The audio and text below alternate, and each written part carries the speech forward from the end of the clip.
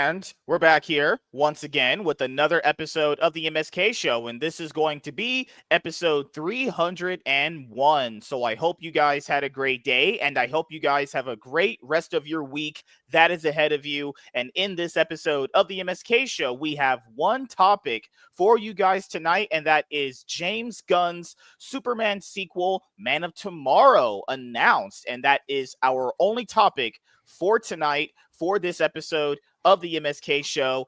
And I was initially planning on having a second topic tonight for the episode of the MSK show for you guys, but Gray was super tired. Lunchbox Warren was super tired from moving. As you guys know, he's all moved in on his own. He's just like me now, lives on his own. Oh my God. We are so proud of him. Oh my God. I'm seeing my son grow up now. Oh, I'm crying. And he's got shelves too to show off his shit. Oh, just like me.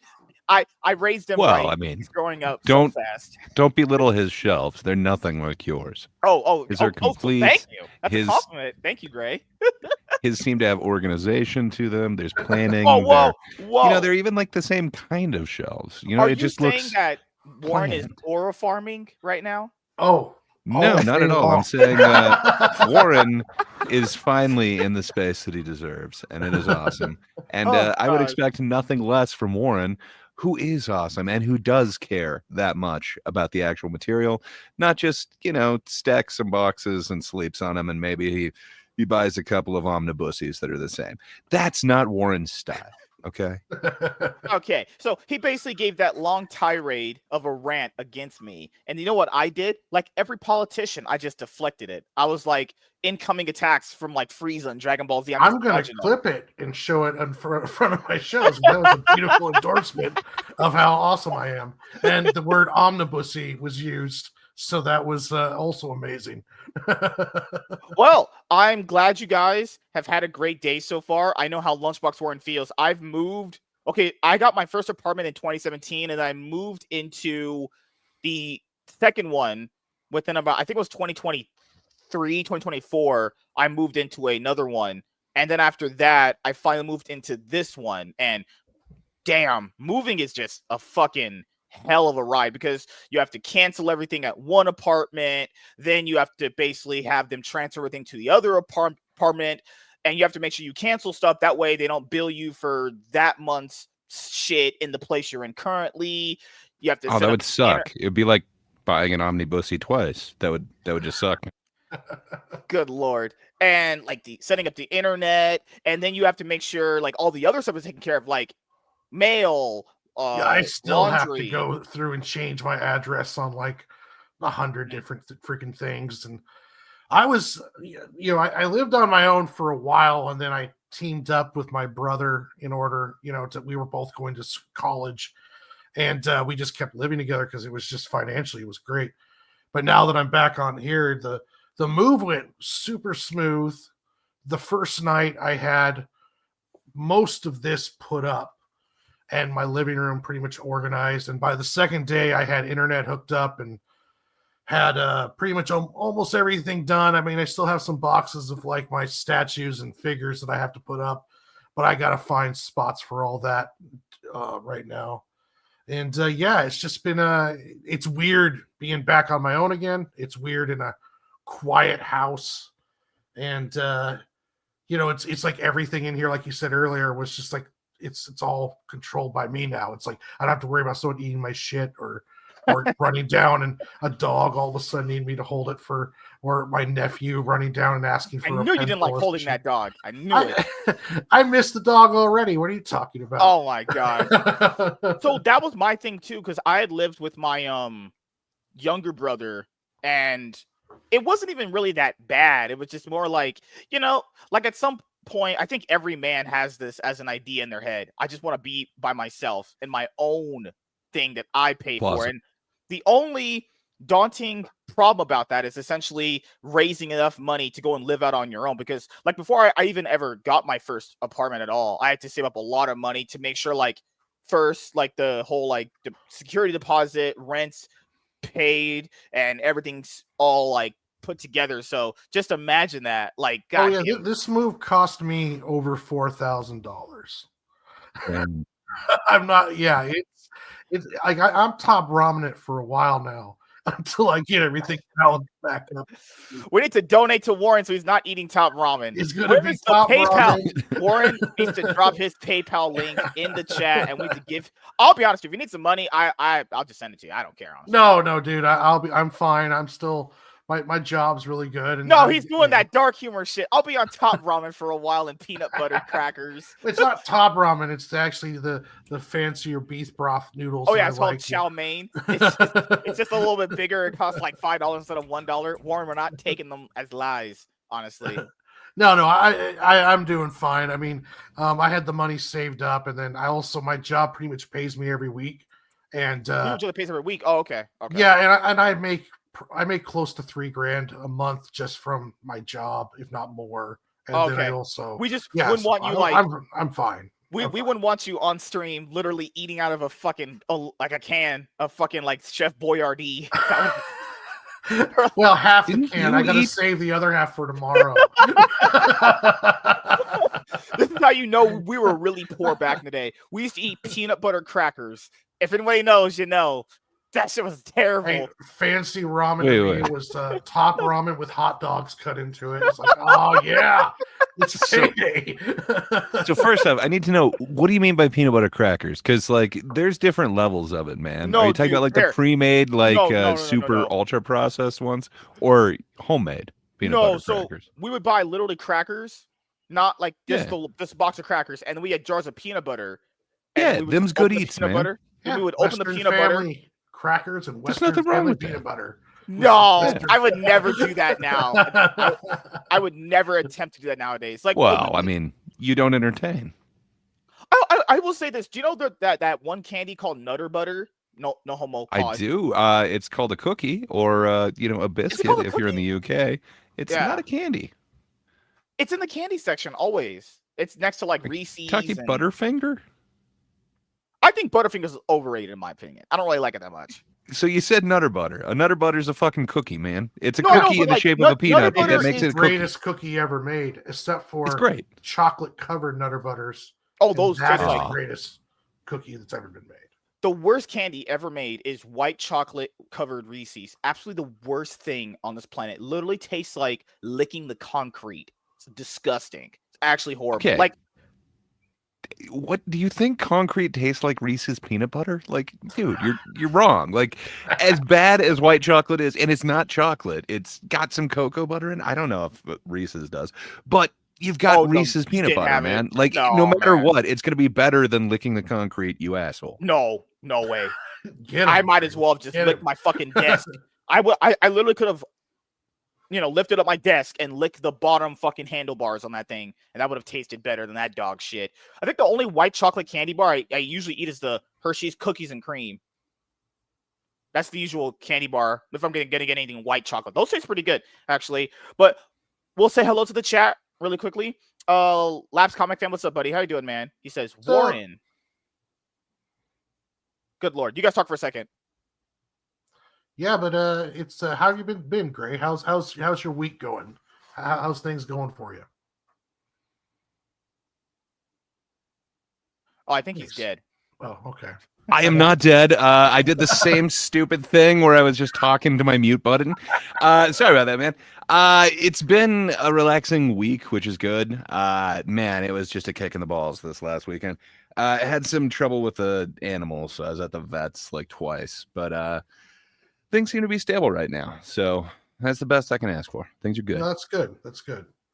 Oh, about yourself? I know the moves are always hectic, but I don't know. Is it manageable, or is it just like some nice? It's manageable. The day job is easy to work around, and it's just getting everything went super smooth.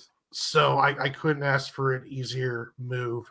The way everything went, it's just getting used to being solo again is the part, but yeah, it's good. I'm getting settled in. Tonight is day 3 in the new place. Can you sleep alone knowing that no one's there? Is that dude, I've slept alone for so long now that I don't know if I can sleep next to somebody. It's been a very solo. I've been playing this RPG with no friends and all by myself. There's no online play. But that's the life of a man. Women will MSK. truly never understand that what men go through. It's not the life of every man. So MSK, I'm assuming you sleep solo, right? Like there's no room for anyone else in that closet? Okay. True. But like I could bring a girl over and we could have a lot of sex, but then I would throw her out the window. So it's like it equals out. I mean, I could do that too, but I got to wait till my tax returns before I I'll be honest here, man. Anytime I get tax returns now, I don't even know if I even use them. I just kind of get them and I just kind of use it maybe whenever. Like being honest here, that's the most useless Wait, thing. you just that throw it away or like? No, it goes into my bank account and then I don't even know if I even fully use it all. I think I because I usually get paid the same week that I get them. It's so not like you're waiting for it and then I never waited. Yeah. I'll be honest here. The amount of money I usually get in tax returns is like what I would make in my job every 2 weeks. It's literally like, going there and doing taxes is also just kind of just needless and boring. But I get it why we have to do it. But goddamn, 13 King Style. What's up, man? How you doing, man? I saw you on Cyfax's stream that one time. We have to get you on the show. You know, we have to get some more talent here because the talent I got currently getting kind of. I mean, if he made it to Cyfax's stream, I don't know. I don't know if he'd be cool slumming it on the MSK show. Yeah, he doesn't want to take a step down. He wants to keep going up. To be fair, you moved into an empty, depressing room. Warren has a beautiful home. Oh my god, every house is literally depressing until you. I hate you guys. All right, Michael, what's up, man? How you doing, dude? Yes, MSK, that's what moving is. Okay, lapsed. Oh my god. Good lord.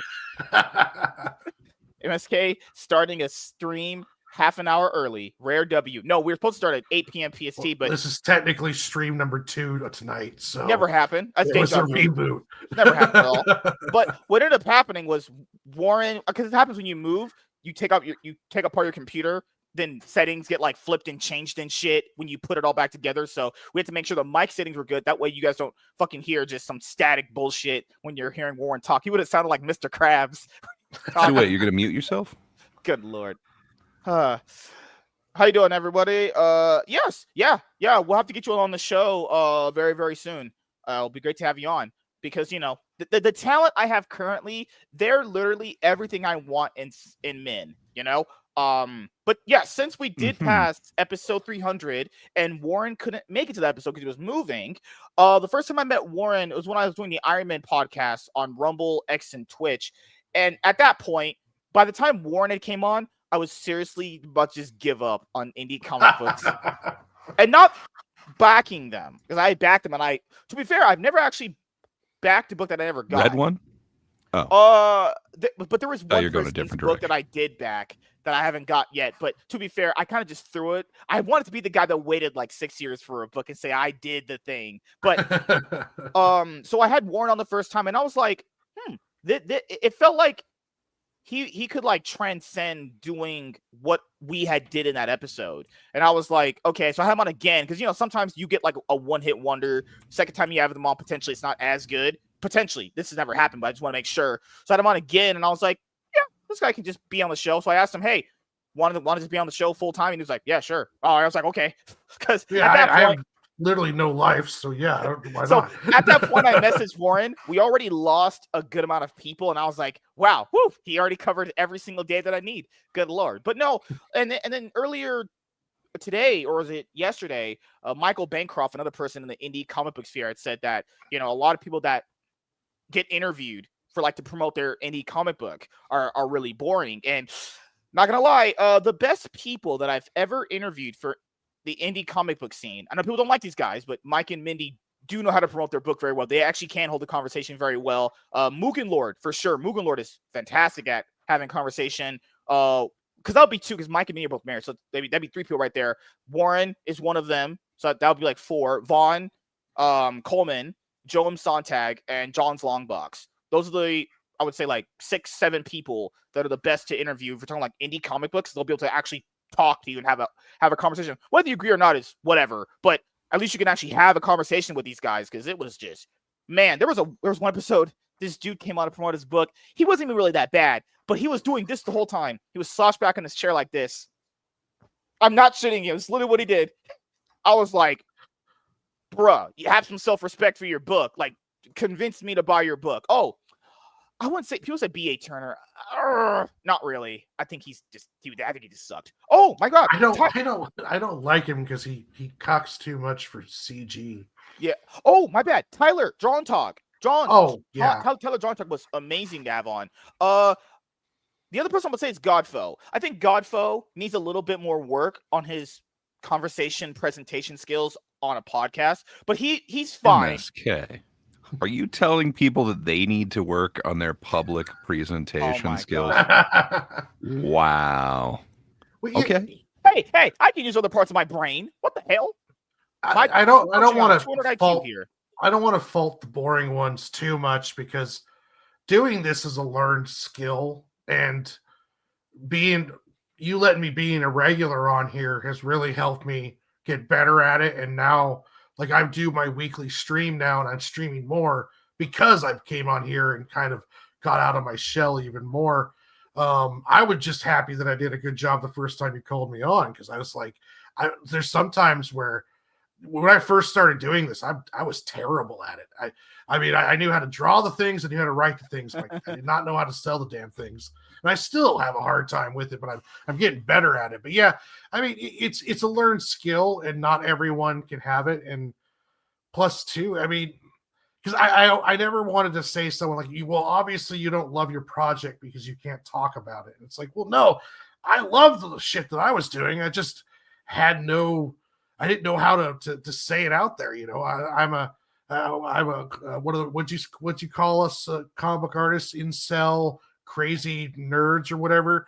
I mean, I'm one of those guys. I don't like talking to people, and you know, it's weird sometimes. But no, it's a learned skill. I mean, he's not wrong by no means, but it's a very known thing. Like, and people get, and it's very crazy whenever you say that. I'm not even criticizing the comic book. I'm not even criticizing that at all. I'm criticizing the fact that if you're going to be in front of the camera and try to convince people to back your book, which is either the hardest thing or the easiest thing, because it's weird with people. There are people out there that present very okay, but then their book will just get funded.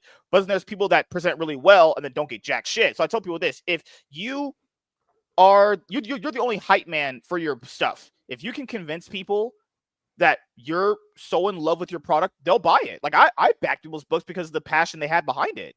You know, I think that's just something that I thought was really cool.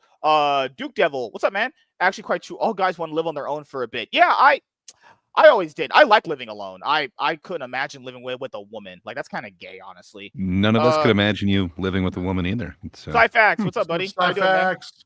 Are you at work right now? I think he's at work. I forgot what time he said he gets WZ, off. what's up? Where he's working it, man. Walter, Laps. Nate, what's up, man? What's up, everybody? Peanut butter crackers are fire. That's right, Nate. Put this man in his place. That ain't struggle food. That's eating good. Did you do that? Wait, Duke Devil says, back in the day, boil in a bag raised Star-Kissed tuna and soy or Worcester was a good thing to get by with. Dude, we were so poor. It was horrible. Like, literally, there would be, like, the end weeks of the month after the food stamps run out, we would have, like, a can of something left. It's horrible, dude. Holy shit. So Did you guys just put a spoon in it and everyone take a bite and pass it around? No. So my mom would borrow money from people and pay it back. So she always did that. But it was just, I would never want to go back. I would never want to go back to that lifestyle ever again. I'm good. I work so much and I don't have to worry about any of that at all. But it was worse because we had people that were poorer than me. They would eat like ketchup sandwiches. I'm like, ketchup on the bread? That's disgusting. That's actually gross. How would you do that? I don't know. A mustard sandwich is where it's at. No, hey, MSK. Stop. One question. Can you go back to that struggle meal? Can you read that sauce again? Not the soy sauce, the other sauce. What was that? Dark chocolate, white chocolate. Okay, so you white guys. You understand chocolate. There's a mathematics sign in there, right? Like, you do get it, right? I just want to point out that you guys on the East Coast like black women more than the black guys do on the West Coast. I'm just pointing out. You guys love your I'm just pointing out the darker the berry, the sweeter the juice. Man, there's some fruity notes that you can get out of a lovely dark chocolate that the milk chocolate just doesn't come near. And my God, that white chocolate is not even chocolate. But I've never had a white chocolate Toblerone. That actually sounds pretty awesome. I've seen them at the store. Yeah. You're not familiar with the Toblerone, though, right? That's a tier too high for MSK, right? Bat Sauce, what's up, buddy? How you doing, man? How are you guys doing? What's up, Bats? You know what's crazy? We usually never have this many people show up. Generally speaking, it's usually like the same 8 people that watch the show. Because I'm here. Yeah, well, you guys all came up because you guys want to hear. You guys want to hear. No, everyone wanted to see Warren's new apartment, man, and it's awesome. It was worth the wait. We're so glad to see the shelf reveal. Man, we knew that's what we're missing all along. I'm the aura farmer. I'm the main attraction. Warren's just casually aura farming. I've been aura farming before that even was a thing that people even knew existed. That's what I was doing. Your TV's still in a box. How can you aura farm when you haven't even unboxed your pre-COVID television? I got it in 2023, but Will Screedia, what's up, buddy? How you doing, man? Do you love me? It just depends. Is it Tuesday? Oh, I only hear static with MSK. Oh my God! All right, good lord. He gets it. Yeah, he gets it. I got 1/5 the subs, but 100%. Oh my goodness, damn! What's up, Michael? Cyfax always clout chasing. God damn it! All right, good God, what he wants in men is back. Oh yeah, he's still living that one there. No, I'm just saying, like, I needed certain men for certain things. Like, each of you guys have certain things that I need, but the main thing I wanted was that, like, I wanted like a jack of all trades, but a master of them all. I know the saying is a master of none. I can't have that. It's better if we know about a lot of things than knowing just about a few things. So it is very hard. People understand when you do this, to find people for shows is one of the hardest things to do. Not only do you have to sync up schedules, you have to also be able to have conversation, chemistry. Then you have to be able to understand, could this person... So I totally tuned out while you were talking there. What were you saying is the hardest thing? God, chemistry, finding people. Okay, all right, Gray. Oh, I think he was saying something about trading jack-offing men, and I don't know. Wait. You failed chemistry, didn't you? I didn't take chemistry. I did basic biology. I'd keep you out of the lab too. I'm just saying, like, people in the scene have to hold conversations better, and not just like, dude, it would be one of those things where someone hit me up to be on the show to promote their book, and I had this person on, and he wasn't truly dog shit at having a conversation. It was very bad, but it wasn't fucking hell. It'd be like, he told me, I was like, hey man, but if I have you on again, just, have a conversation better this time around. I didn't even say anything bad about the book. I said, if you're coming out again, just be able to hold the conversation better this time around. And he was like, I did do a conversation very well. I was just nervous. Then I watched it back and I was like, that didn't happen at all. I don't know what show. Sorry, man, if you're watching this, I don't know what show you watched, but that was terrible. That's why. Wait. You watch this stuff back, and then this is still the performance that we get. So you're aware of what the audience is seeing. Huh. Every MSK interaction person. What are we reviewing tonight? MSK. Hi. Yeah. That's how I have manners. That's how you greet people. You say hello. I learned how to insult the host properly while not kidding. It's a skill set. I was on the Twitch chat, but Mac doesn't care about Twitch, I guess. No. I saw you in Twitch chat. I just didn't care. Oh God. Now I'm finishing laundry. I'll be home in 10 minutes. Laundry? Dude, it's 8. It's almost 9 o'clock where we live. What the hell? Oh, you do laundry when you get a chance to do laundry, man. No hating on that. Good Lord, man. Yeah, I gotta do laundry soon, but like I have do to you wash have a my laundry cutoff, MSK? You're saying that like 8 p.m. is too late to do laundry? I'm just pointing out. My wife puts her dirty bra and underwear in my fucking part of the laundry, and I gotta wash her clothes. Fucking stinky bitch. Oh, so you do wash parts of the pillow then? What are you saying? I got my pillow pregnant? The fuck? I'm glad that you're somewhat hygienic with your waifu pillow. Do you have one of those anime waifu pillows? Which character is it? Maki? I do know a friend that does have one, but I don't have it. Sure, this friend of yours. Whatever. Duke says, I met Rice. this was when I was a new lawyer. Yeah, we have to have you on the show eventually too, man. Yeah. A professional is watching MSK. That is crazy. I met him in real life. We physically were like this close. Okay, not gay. We were this close to each other. We were... When you say you talked to him, was it in court? Oh, no. We it was over one of those restraining orders. I told him opposing counsels. I told him if I was ever in a scandal with a woman, could you actually be my lawyer? He was like, MSK, I don't accept EBT, but I could cut you a discount. I was like, all right.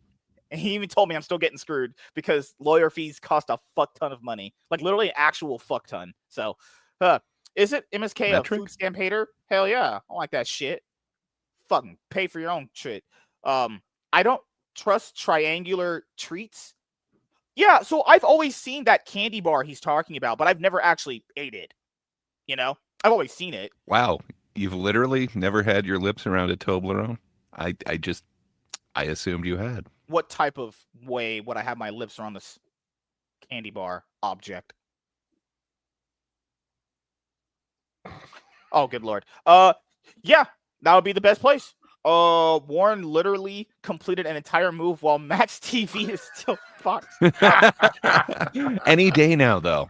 That wall mount, it's gonna get used. I'm just looking at MSK's room and hoping that Liam Neeson comes to rescue him soon. Dude, like, I have a bigger house. You guys are looking at the bedroom. This literally a whole other part to the house. It's not just the only thing. Do you think I have a refrigerator in here? You're fucking I'm filthy rich, allegedly, in Minecraft. So, good God. Good Lord. MSK, I needed certain men for certain things. I did, and they all had what I needed. MSK wants men who have great chemistry. Oh my God. Also tomorrow, there's no MSK show or Cloud9 podcast tomorrow. I'm working 12 to 8, and by the time I get home, I'm just going to be just only streaming League, which none of you guys watch because you're all, cloud chasing bastards, but it's okay. It's okay. The next MSK show will be on Friday. Yeah. So you're saying there's going to be in 8 hours that you're working? Wow. Tough day, man. Mm-hmm. There's too many moments to clip, Charles. But this is the thing, though. I literally intentionally give WZ ammo for, And he uses it well, man. He is a sniper with that ammo. Yeah. By the way, go check out MSK posting his W's. It's great. Like, I usually give WZ enough ammo for that channel because I usually say the most clippable things ever. The tiny stuff. I told them to title it that when I told people we're going to respond to that video very well because it's just like, it's me. I just riz up women, actually. It's very, very easy. I just love vagina. I like having sex with women. It's pretty fun, actually. I love vagina. That's like the most virgin way to say I have multiple of the women come over and they let me touch their vagina. Something about the trades, but MSK limp wrists a hammer. Are you saying I have a limp dick? What the heck? No, I have it's 9 inches. Talking extensively about a boring exchange is a choice. Well, he circled back around to it. He decided to dig deeper into that story because he thought that there's just more he could get. More nuggets. I just, to be fair, if I ever had that happen to me on a one-on-one. Oh, we're circling back a third time? I just, delete it. Like, if that person, it's like, hey, man, what is your purpose for doing this book? And they just go, hey, I like it. I'm done. I'm just out. Episode's over. I'll just do it again later on. John Johnson says you're not a nice dude, and that's good. I like not being nice. Being nice is for fucking losers. You should be courteous, and I would say that's it. You show everyone the basic level of respect, and then you give them respect as much as they give you. Yeah, niceness is. I always tell people this. I'm not truly a nice person. I just kind of like and interact with people that I just interact with. That's it. Like, I wouldn't really call myself a nice person, but I will call myself a respectable, courteous person. Like, you have a mean, rough exterior with a heart of gold underneath.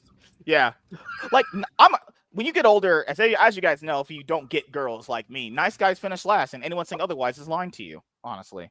Well, James, I do agree that you finished last, but sometimes you're the only one that knows that they're finishing. Though it's a weird prediction. No. This is our banter here. I talk shit about these clout chasing bastards all the time, and then they think they're throwing shots at me, but I'm dodging them like Goku dodging punches from Frieza.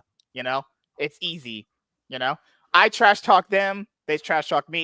It's all just entertainment fun. It's really nothing serious. You're more like Yamcha rolled up in a ball in the corner. Just what the fuck? Okay. I'm more like Jiren. I'm more like Krillin. Good Lord. All right. I felt bad about the new posting MSK's W video, but I don't. TV boxes for every year Max TV sits in the box. Emilio, what's up, man? How you doing, buddy? Asking him here is pointless, and honestly, why would you want to be? What in the world? Did you have a stroke? I honestly don't understand why you bought a TV MSK. Your monitors are a good size. You can just watch everything on your PC. There's hey, MSK, can you show us your monitors again? That was really cool when you showed them off last time. Okay, fuck you. So what was the reason why I bought it? Oh, I wanted to basically just game on a TV. Because also it would be the same thing for a performance reason too. That TV, if whenever I do set it up, is great performance wise. Because there are games that I would want to obviously play on a PC, and there's ones that I want to play on a console.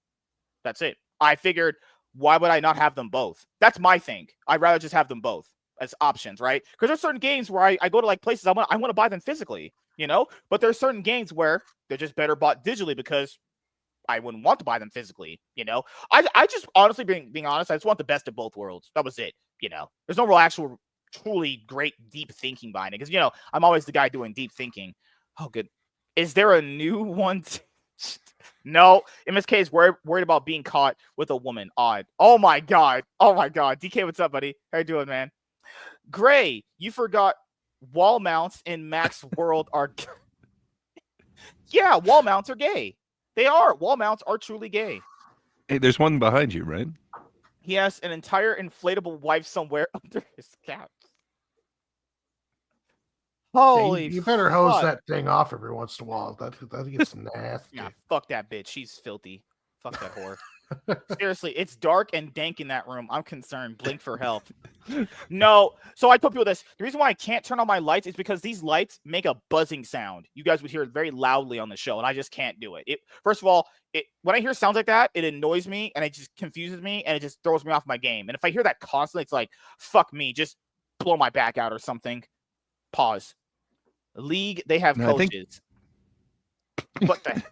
So if you were like a superhero, if the bad guy just went bzzz, you would just like only when I'm doing shows. Oh, no, like if I was a superhero, that probably wouldn't hurt unless it was like really like powerful, then it would probably fuck me over. But no, like just doing that it just distracts me too hard. I'm like, what the? Because I can't even focus. So you're saying your arch nemesis, Neon Light Man? Oh my god! I usually just pick a stream randomly and get everything I need from one video. To be fair, you could straight up clip everything out just from like one video or one episode. As I'm gonna make this comic book now: MSK Man versus Neon Man. You made me this way, MSK. Damn you, guys! He's dropping so many clips. Yeah, I'm a clip dropping machine. Like I think Theo asked me, did I invite any girls on the show? So I invited one, but she said she works too late Monday. It kind of just felt like she just didn't want to do it, so I didn't even ask anymore after that. And then I asked Selena, but Selena doesn't have a computer right now. So there's only 2 women I asked. That's it. She literally threw the computer out the window. Okay. Whoops, can't join. Okay. She like just pulled out a gun and just... No, I don't have a computer. Oh, what a shame. No, but that wouldn't make any sense. Why would she need to destroy her own computer? I wouldn't even know that. I'm not in her house to know that. That's fucking well, she doesn't want to be a liar. She has no way to get on the internet now. It's just the thought of you possibly. Oh, fuck. Oh, God. Oh, shit. Just be honest, man. I know it's difficult to have women on the show when you keep getting restraining orders, which, it's understandable. Just be honest. Doing intros and Stop. Intros are in the final hour. This is still the cold. It is. Yeah. It's like if you were watching a movie and that shit is still in the prologue. Yeah. The title screen's going to happen soon.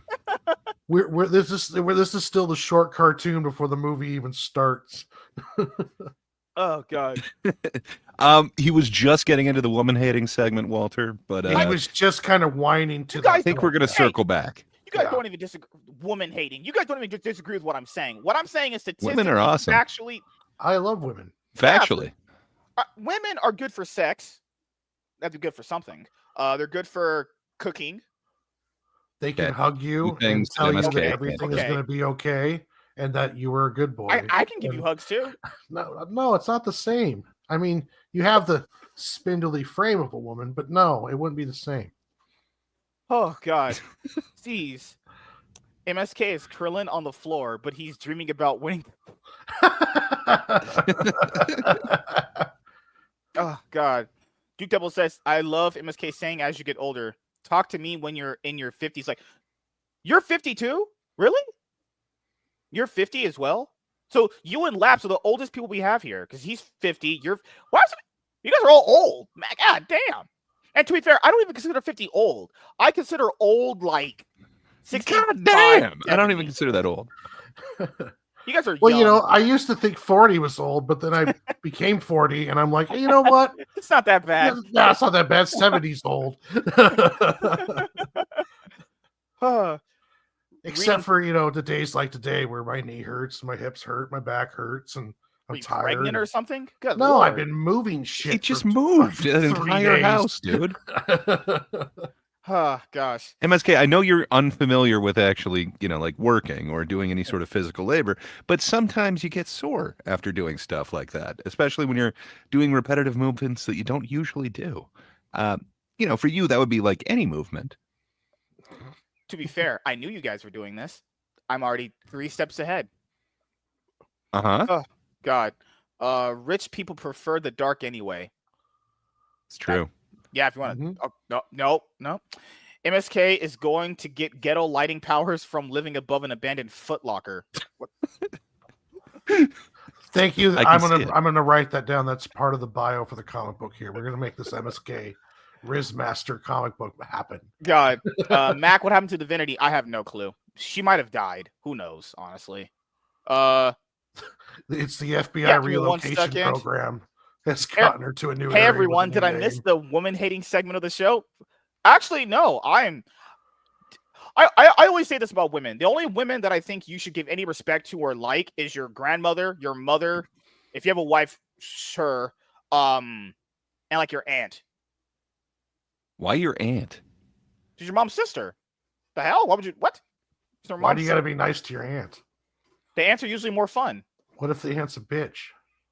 What you doing with your aunts, dude? You should give respect. Sister's weird too. Sisters could be like bitches too. Yeah, so just like your mom, your grandmother, and your wife. That's it.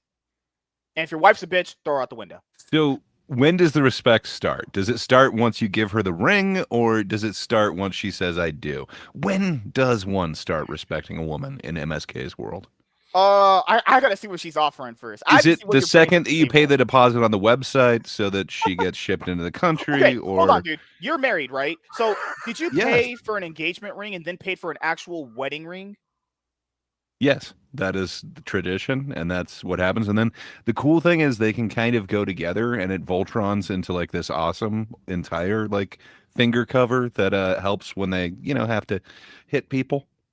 But it also has a cool looking rock in there. Why can't you? Why couldn't you have gone to Walmart and bought a $5 ring? Because you don't do that. You see, I care about my wife, and I wanted this relationship, in fact, this commitment to be, what would you call that? Like a show of good faith. I understand that you're not familiar with either, show of good faith or the term good faith. But I basically wanted to show her the level of commitment. And, I went for, while it is a man-made diamond, it is quite nice. And then I went for the filigree. I'm sure these words are going over your head. A lot of intricate little details in the metalwork. It's kind of fun. Are you still paying these off? No. Oh, okay. Yeah, dude, I've been married forever, man. Good Lord. Yeah, there are people out there that will get their wife bride to be like a $5,000 engagement ring. It's like, why? Like, because it's supposed to be a certain percentage of what you make. No, like in your case, I understand that $5 one makes sense. That equals about the same percentage the average person is supposed to spend on a ring. But some of us we're doing a little bit better in this world, so you got to kind of represent that. Divinity ran for the hills and she's never coming back. Smart woman. What? You guys are obsessed with Divinity. Did she blow your mind cock or something? No, it's just the juxtaposition between, the sensible things that were coming out of her mouth and then what you were spewing forth. I think it had to do with the fact that I said women were basically trash. You said that to her? I also said God wasn't real, but I usually say that because I like to get people's minds going on it. And then I try to tell her that in the Bible, remember, I think it was like Adam and Eve's story.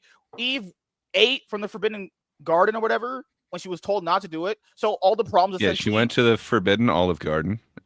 She ate of the never-ending. She knew she wasn't supposed to eat there, and then God literally said, True. "Don't eat from this."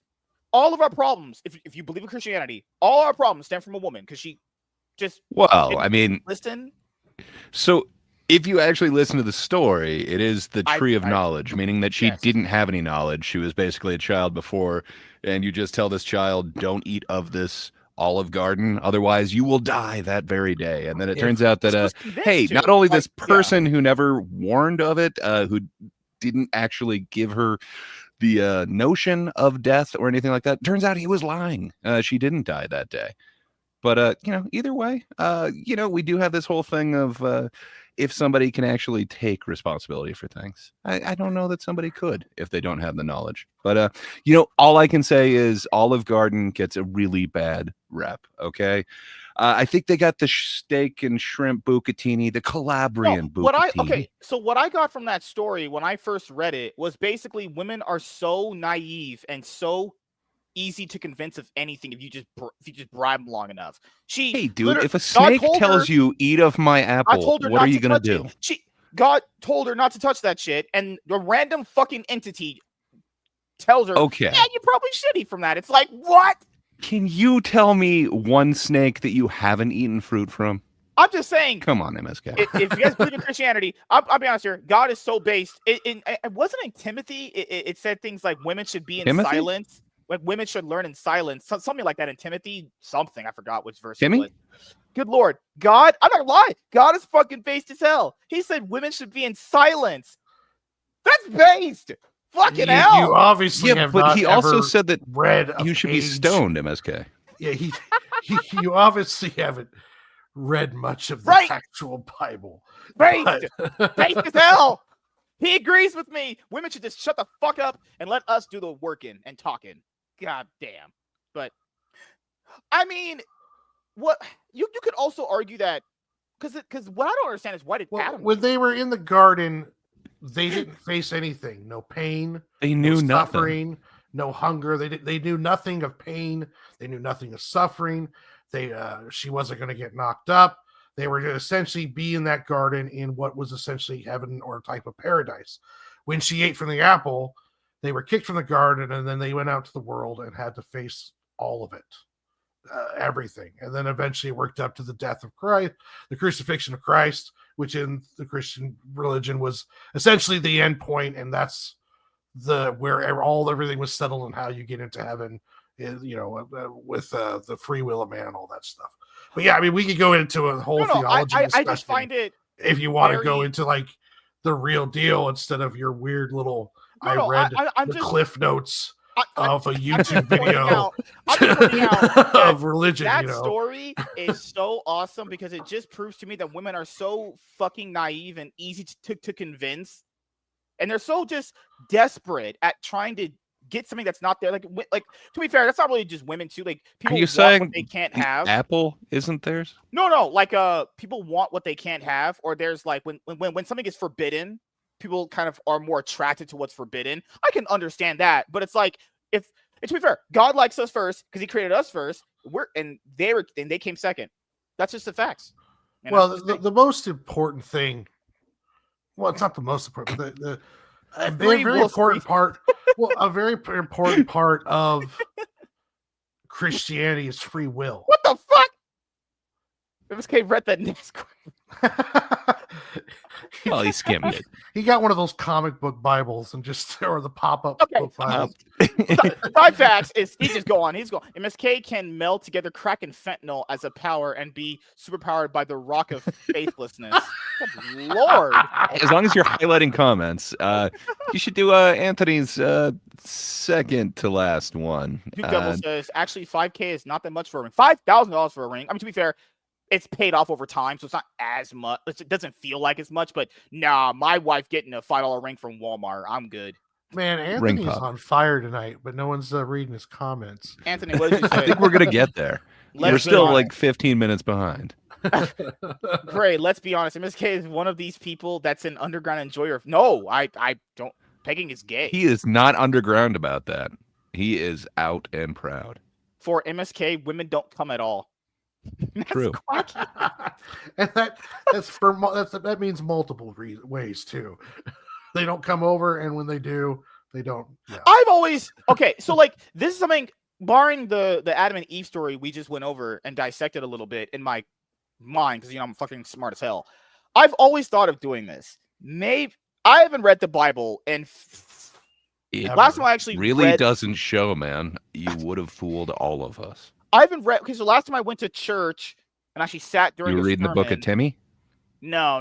I'll what's the last year I went to church like that? Probably 2019. That's the last time I went. I was thinking about this. Maybe we actually go through the Bible and actually read it and actually talk about it. Because people always, you guys here are Christians anyway. I'm not. Wait. You're copying Melanie Mack again? Now you want to have a Bible reading? No. You want to lose followers like crazy. Let's start doing Bible readings on you. Okay, dude, not you can't even read a comic book. How are you going to read the good book? No, not the whole book. Just the most iconic stories out of it. That's it. Just the big ones, like the Fall of Man one. You have let's see. No, there's the Book of Paul. That one's cool too. That would be pretty fun. Well, I want to go through a few of them, not the whole thing, just a few of them, because there's some really good life lessons in there. That means at the end of the day, don't trust women. Thank you, God. You're fucking amazing. Oh. Laps, you're not supposed to let him in on that. God, I think I'm going to be reminded of this night during my judgment. To be 100% honest with you, that God's just going to show me a clip of this thing, and he's just like, now you know why you're going to hell, right? Like, okay. What's your favorite part of the Bible, MSK? Is it the Book of Eli? You have Moses. That was a really good story. Yeah, that was awesome. Which story? Which Mosaic story? I'm not gonna lie. All the death and killing. That was fun. Which time? That's happened many times. You forgot about your arc. There's a lot we could go through. I'll probably pick out like my favorite stories and we could go over them. Not read the whole thing because I'm not reading that shit again. I'm good. But who knows? Obviously. Okay. All right. Let me make sure I didn't miss any comments here. I'm honestly surprised MSK can read a comic book. Oh my god. Yeah. Because there's the Bible graphic novel you can read in like graphic novel format. I think Savage Dad has it. They cost like $50 a book. So, I used to have one. It was I know what you're talking about. Those are cool. I like those. The artwork's terrible. Yeah, good lord. You didn't get Jim Lee to do it, that's for sure. Duke Devil, what's up, man? He says, okay, this is a good stream. Great interaction. Gonna have to remember to watch after I'm done doing Joker's voice to stream SK. I'll drop you a demon later. Okay, awesome, man. We'll see you later, dude. Can't wait to have you on the show. Later, Duke. Later, Duke. What the heck? What's not going? All right, who else is here? Yeah, Free Will. MSK wants. Hell yeah. If MSK reads from the Bible, his hair would start burning, be the burning bush simply by opening it. Yeah, lightning is going to strike during the cast. God. So, like, when I'm saying, like, the Book of Paul, I'm referencing the story of Paul. I'm not saying the actual book. Well, the story of Paul is interesting. He was a guy that was essentially hunting down Jews for the Romans. Yeah, I remember. Well, that was Saul. That's not Paul. Well, Paul's some dude who fell down and hit his head. No, I know. He was Saul before Paul. What? Yeah, he was Saul, and then his name was changed to Paul when he was visited, or he met Christ through a vision and was blinded for, I believe, like 3 days until a person came and our person came and talked to him, and then he became a devout follower. He's really credited for helping organize and spread Christianity. Is where the 10 Commandments come from. That's the story of definitely the book of Paul. That's definitely it. That's the story of Moses. Okay. That's where the 10 Commandments. 10 Commandments. So that awesome story right there. Yeah. So I was just pondering that idea. What? How about one time special episodes? We go over some of the best Bible stories. Just saying, be kind of fun. Honestly, kind of cool.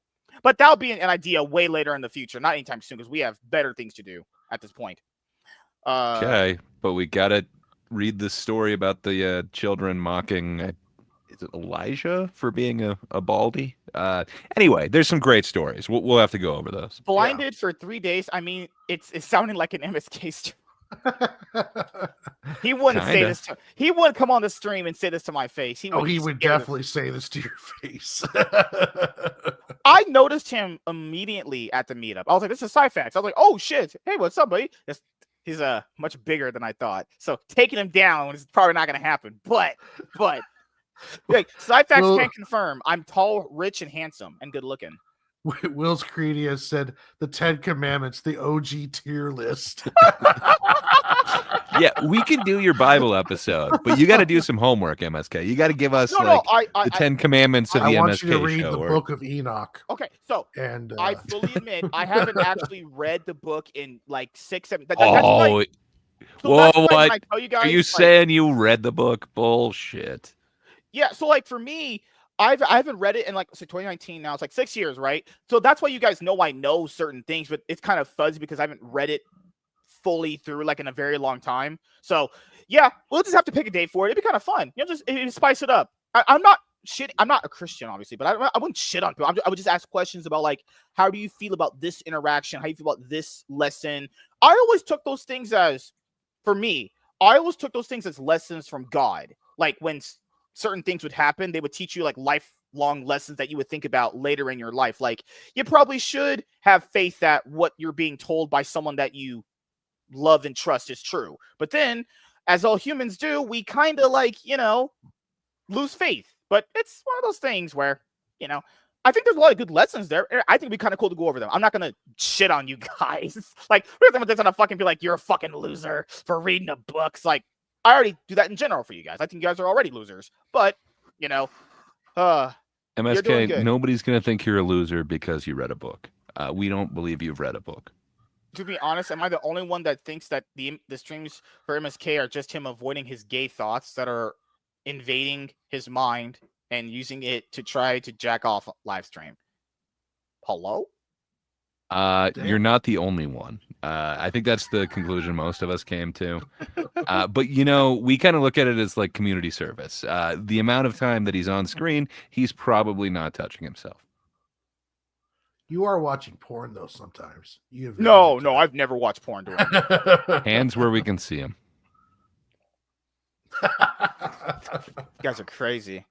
And here I thought MSK read the Bible every night before he goes to sleep. I was supposed to. That's what I was told to do, but I didn't do that. I was told to do that. I didn't do it at all, honestly. With great power comes great responsibility. Yeah, from the book of Peter. Come on. Oh God, I don't know if that was in there. The Amazing Adventures of Peter. They will read them if they get them. It's oh yeah. Okay, I thought you meant I thought you were talking about the Bible stuff. Oh yeah. Well, we'll have to see, but it won't be anytime soon. I always just pondered the idea because I wanted to revisit it again because I hadn't read the book in 6 years, honestly. But I remember the best stuff that stuck out to me. Like Cain and Abel. A lot of people love that story a lot. There's what was the one where God was so mad at what they were doing because they had turned their back on him. I think it was the book of Ephesians, right? He just kind of disowned them, essentially. I forgot. I think it was Old Testament. I think it was Ephesians.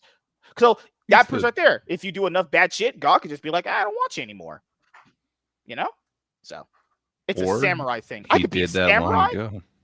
I could be a samurai. There's a certain degree of honor. With great hyperbole comes great dinosaur. Nasquack 130. You have too much dinosaur to be a samurai.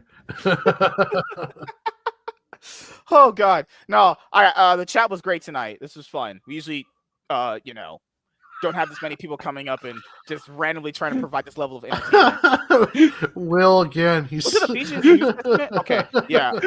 Don't tell this man. God, he's talking about how knowledgeable he is. No, it's just been a minute since he's read. I never said I was knowledgeable, you fucking clout chasing bastard. I said MSK, since you're such a Bible scholar, can you please describe to me who is Melchizedek? That sounds like someone's post office man, like that would have sex with someone's wife. You're right. Melchizedek, he was known as the mailman. Okay. Thank you. Praise Jesus. Oh my God. Oh God. So Cyfax, he should come on the show because we would have to just destroy him for a little bit. I would have to just like annihilate him because he's talking so much shit, coming face me like a man, coward. Good Lord. But I'll have Gray take you down, That was the guy in the late night. We'll just team up with Cyfax. What are you talking about? Oh God, we haven't got to the topic yet. Holy fuck, we just have one. We haven't gotten to intros yet, man. You're like, okay, fuck off. Oh my God, you did intros. You asked. Well, that was the stream before this one. That's where we did intros, and then you restarted the whole beer. Who drinks beer? Beer is for like old 40-year-old dudes. You mean adults? Yeah. A sec here. You get grown ass men. Hey, I can be that too. I thought you said you were a hairless man. I shaved my balls today. I'm good. Shaved, huh? Yeah. Did you do that at Jim's house? No, I did it at home. I'll be honest here. If I ever ate a girl out and she wasn't shaved, I'm done. I'm literally just getting up and leaving. That shit is disgusting. You have no sense of adventure. The smells. Pubic smells. It's the smells. Oh my God.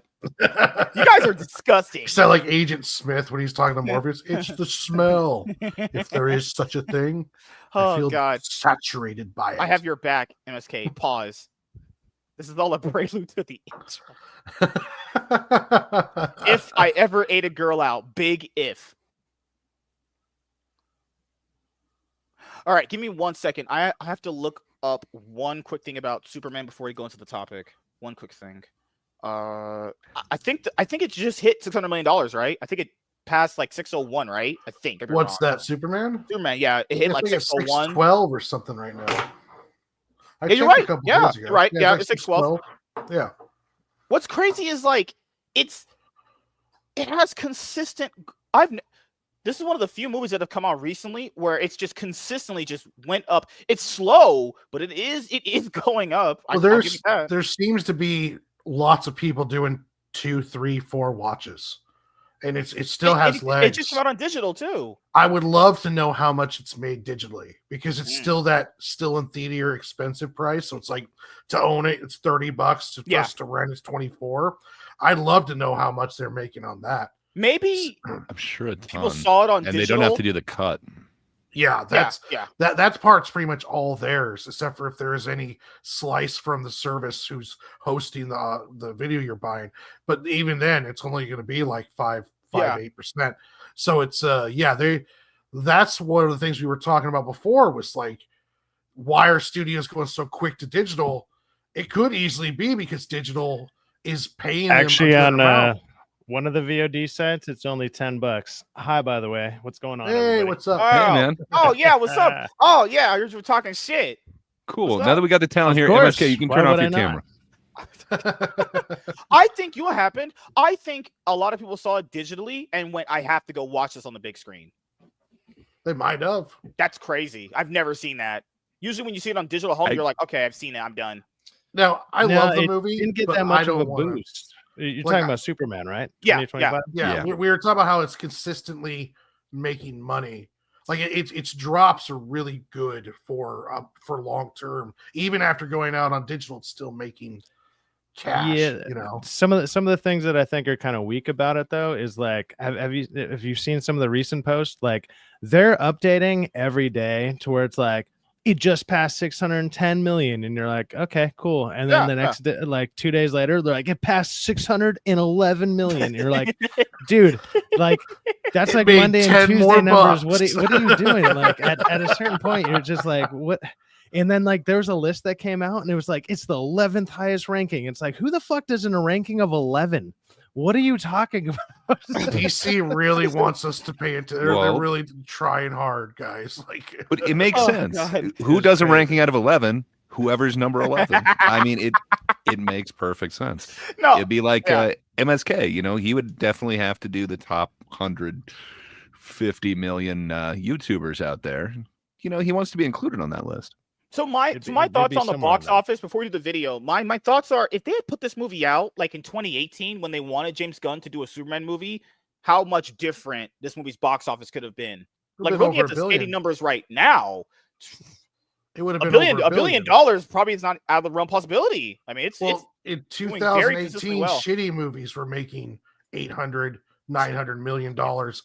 So, you know, if this was put out the same time as Man of Steel, I think this movie would have broke $1 billion. The thing that I've realized people aren't really accounting for, and I mean everyone does this, and every year gets worse for movies, is the amount of tickets actually sold. The amount of tickets actually sold because of, I mean, I guess I know a lot of people say to adjust for inflation, but a lot of ticket prices, the cheapest one has remained the same. But when you go and see a big movie like this, you're always going to go to the IMAX. You're going to go to Dolby. You're going to go whatever the biggest one is. That's going to be most people's preferred thing. And so when those get taken away, sure, you're not going to have as many options. But what it really comes down to is like it's still the amount of tickets sold. The only way that we can really get that is to take like the average and then divide it. Yeah. But there's places out here like in California, like where me and MSK are at, where an average ticket price for something like IMAX and whatever is looking at $26. Like it's crazy. Some places IMAX I'm sure is maybe under 20 or whatever, but like the national average price is only like $11 or like 11, 12 something. It's basically half. It's like half of whatever that is. Still, even if you were to do it on the cheapest price, you're still looking at maybe 60% of the tickets were sold. So only 60% of the same amount of people win. So it kind of shows people aren't as interested in going. I mean, we all knew theaters and stuff dropped off after COVID and everything. That's just been an obvious thing. That's fine. It's going to take a little bit of time to build back up, but people aren't as interested in going like to theaters in general anymore, and they'll wait that extra month because streaming, like they streamlined this one. What was it? It was less than 40 days from like right to digital. It was like 30 35 days. And you were saying it's like you were like, oh, it's $30-$25 maybe on Prime or something, but there's I think it's either just called like the VOD site or something. It's $10. You can get it for $10 right now. But you can't found get the it the second online. Well, yeah, well, you can barely get them in person because people go out of their way to buy all that shit. Those popcorn buckets always sell out. Yeah, I think that the digital market is compensating for the loss in the theater market because the studios make all the money on the digital sales essentially. Sure, but they got to still split it in some way. I mean, the split has to be much more generous. When you're talking it's probably more like 90-10 or 85-15 or something. But it makes, if it makes 600 million in the theater and then puts on another 100-200 million in digital, well, that 200 million is going more in their pocket. Half of the theater sales in there, so it's made its money back and it's made profit. So it's barely made profit. I mean, don't get me wrong, it's still profitable to a certain degree, but it's not what they wanted because right now the market cap for like comic book movies, it's not the $1 billion films that they used to be. Like market cap for comic book movies used to be $1 billion. There's like one that comes out every 2 years, and it's usually like a Spider-Man movie, or obviously we had a Deadpool Wolverine. Yeah, it's something crazy like that. It's like an Avengers level event, and Spider-Man and Deadpool somehow fit into that because of cameos and bullshit. And they're like, you can't compare it to that one. This isn't Justice League. No, this isn't an Avengers movie yet. You got to compare it to like one of the first ones, like first Captain America, first Iron Man. That's the other thing that and is like, should you? They're rebooting a whole new universe, and it's given all this praise and stuff beforehand. Like they sold this movie as it was, like they sold it as a success before it even dropped. They were telling you this thing is successful before it came out. The big test will be Supergirl and Superman Man of Tomorrow, because the sequel, like the first one, it's dealing with a lot of negative hype right now. A lot of like people are exhausted. Somebody just said no DC movie has pulled in over $1 billion. Actually, there's been like 2 of them, and it was Aquaman and fucking Joker. Yeah, 3. No, 3. You got the Dark Knight. So, the Dark Knight did first. The Dark Knight. 3 of them. And Aquaman and the Joker, that's crazy. I also feel this. Your movie doesn't need to make $1 billion to make profit. It really just depends on the marketing and budget you have behind it.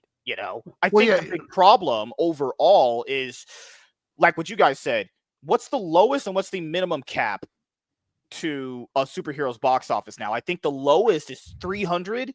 I think the average is like 500, maybe. That's bad compared to what it used to be. Well, they're going to have to make the movies cheaper. Like that's what we were talking about the other week or a while ago, was that if it is a cap of 600 million, let's say, well, then now these $350 million movies are going to have to be scaled down to 200 or 150.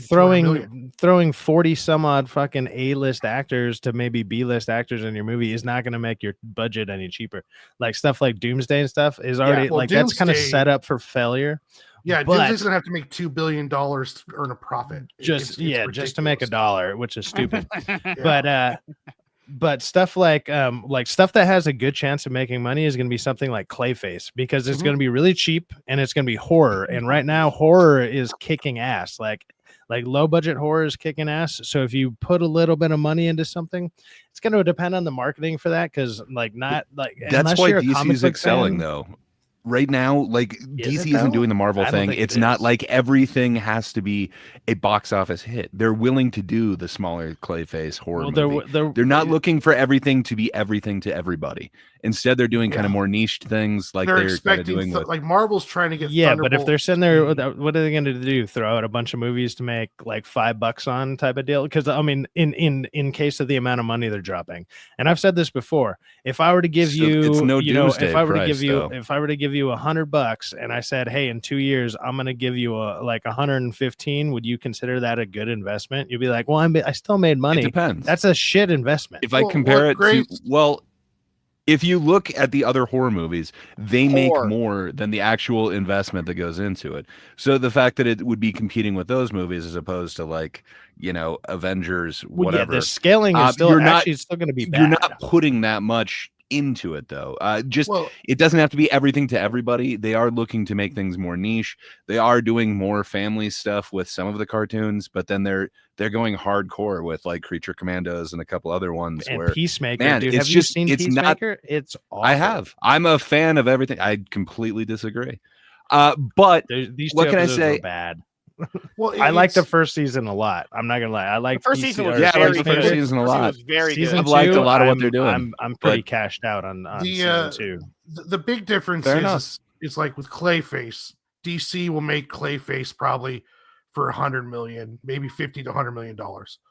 The difference is if Marvel was doing Clayface right now, they would make it for $350 million and they would expect $1 billion. That like they did with like Thunderbolts, they spent way too much money on. They spent too much money on multiple films that were not characters that could carry that. So if DC keeps their budgets according to what their audience is, like you do $100 million horror movie and it makes $400 million or more because it's horrors. If it's really like one of those hits really good, it's going to make money. It's going to make a lot more money than Fantastic Four did. Fantastic Four lost money. Thunderbolts lost money. Braveheart, or not Braveheart, but Brave New World lost money. And these are characters that they're spending $300, $400 million on a budget for a movie for a character that is not going to carry that kind of weight. And it's, Marvel's going to have to really adjust what they spend on films. Go ahead.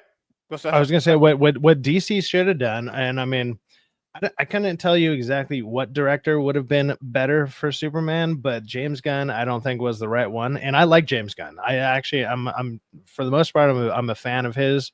Most of his movies are like 7 and aboves to me for the most part. He has like one that maybe can hit an 8.5, which would be like Guardians 1. But overall, like he does relatively good movies. They're ensemble movies and whatever. If he had somebody else direct it, and like I said, I can't think of somebody at the specifics, right?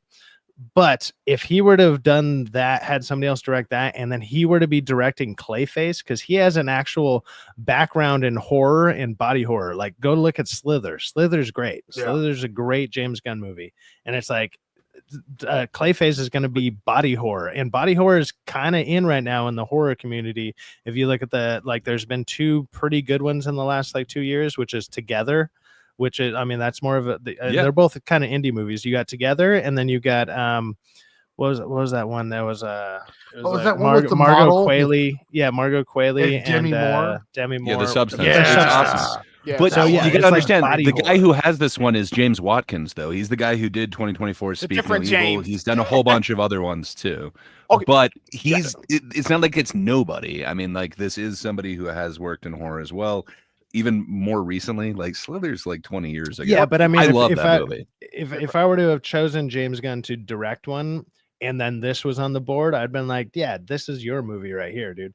That, or it'd be something quirky, with quirky heroes and stuff. Superman, I don't know. It just didn't. I'm not gonna lie, it just didn't work for me. There's things about it that, I mean, it's not a bad movie. Oh man, it's not awful. It works but it's so not, well for me. Just I thought it hit hard. That there was good characters, but it's like, why is your worst character Superman? Your worst character in it is Superman. He gets his ass beat literally 99% of the movie. He does one thing. He does one fucking thing that is Superman like. And technically he does it against somebody who has his same powers, so they should have been able to counteract it. Like, it doesn't make sense to me. Like that it just doesn't work for me in that way. That was my major flaw of the movie. He jumps up into space and crashes back down, and he beats both of them, and he counters out the one chick, and then he has to fight Bizarro. But it's like, so MSK, do you not understand why it was so weak the whole time? Like, they I knew do explain it, but I would love it if you could explain it. James Gunn had said that he was going to have. I can explain it. James Gunn had said he was not. I know. I'm trying to get MSK too. So no, it's not that he was injured because James Gunn said that. James Gunn there is a story. He was not going to have Superman be as strong as we remember. I remember him saying that, or a variation of. Well, that's one thing, but that's one thing. But he's never healthy the entire movie. Like, the beginning of the movie, he starts out at like 85%, and then he actually goes in the down. Intro, his first loss ever in his career was against the Bolivian Hammer. Right at the start of the movie. So he's facing his first loss. He's facing his most powerful foe yet. And in the entire film, he is never 100%.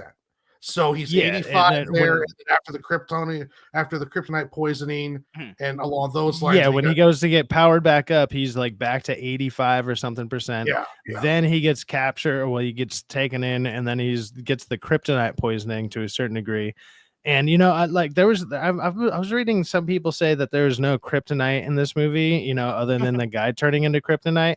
I'd say the kryptonite of the movie, oddly enough, was James Gunn.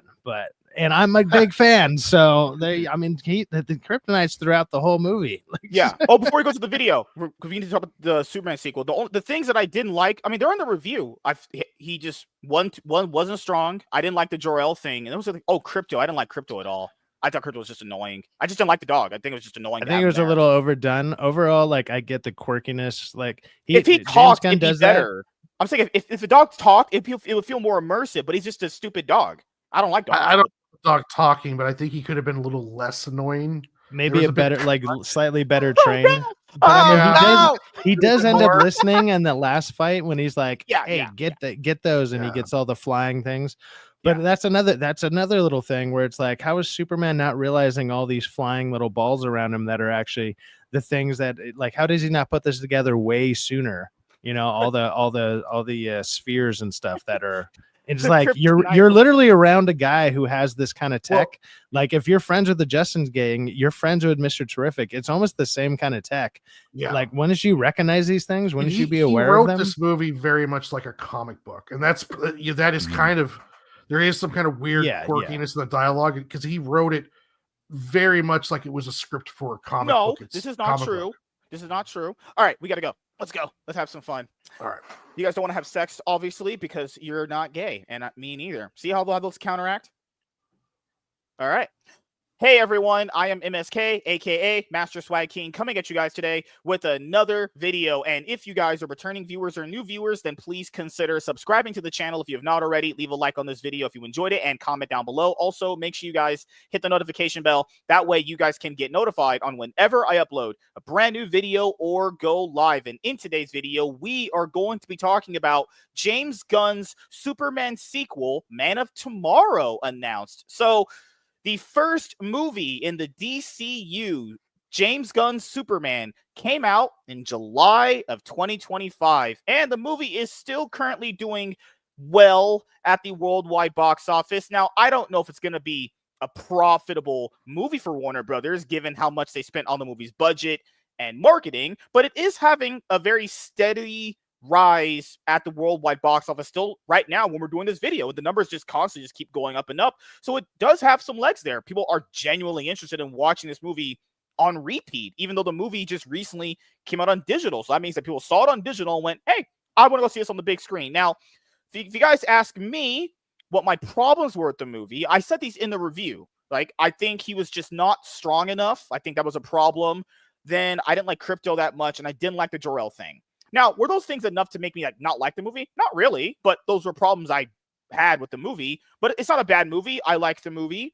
And, you know, there's been a lot of people that have had lots of discussions on the movie. But I do like the thing that this movie has now did, which is like we're actually debating the merits of the movie itself and not debating like fucking hell some weird wokeness that would be in the movie like in other movies that have been released in the past. So the next movie coming out is Supergirl. And then after that, we have Clayface. And then after that, I think we're getting the Superman sequel. I'm pretty sure, right?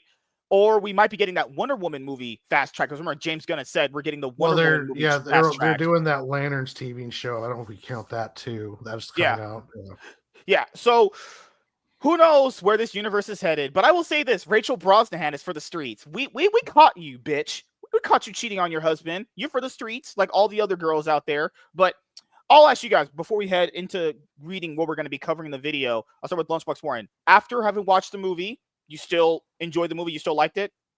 Yeah, I'm a pretty, well, it's not really a fair assessment because I love James Gunn. And he's a little biased there. Yeah, it's biased. I have a biased opinion. But James Gunn has a way to split fan bases and to split audiences. Like either you really like James Gunn or it's okay, or they just absolutely hate it. He has he's a style about him. I like it. I like the movie. I'm interested to see Supergirl.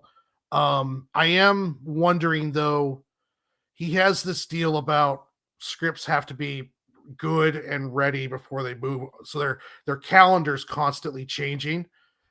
So is it going to affect the overall arc and cohesiveness of the whole universe? Because there wasn't, I don't think it was planned for Superman, Man of Tomorrow to be this quickly.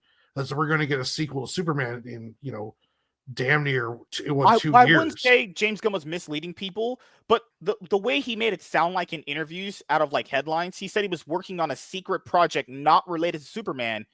So it's not this, is it? Because he said he was working on something different completely from Superman. Probably not. I mean, I imagine he had such a time with Superman. Superman's kind of on his brain, so writing the script to the sequel. And plus, he knows where the universe is going. So far, the cohesiveness it's been fine. I mean, but it's only been 3 projects. So we'll know more when Supergirl comes out And if Superman 2 comes out when it comes out with a Man of Tomorrow, I'm hyped for the Lanterns. I hope that's looking like it could be good. The first 2 episodes of Peacemaker season 2, there's some nice little shiny moments with John Cena's performance that I like, but overall, was there an orgy? A gay there orgy? there was like a big orgy in and it, then a callback to it. But you can, if you know James Gunn, you kind of can see where things are going. Like it's essentially, and I'm not really spoiling too much because it was in all the trailers. Yeah, Peacemaker found an alternate universe where everything's badass, and he's going to learn about, he's essentially learning how to value what he has. You can kind of see the James Gunn message coming. It is going to be interesting to see who shows up as guest appearances. He's already been hints that might see Luthor. We might see Superman in it. I mean, who knows what's going to happen by the last 2 episodes. So, but as of right now, it's not starting off nearly as strong as Peacemaker season 1, but I'll stick through it just because I like season 1. But I even told you guys, remember, in Supergirl, we're going to see her getting ran through. We saw Peacemaker get ran through. I called it. I am a fucking genius.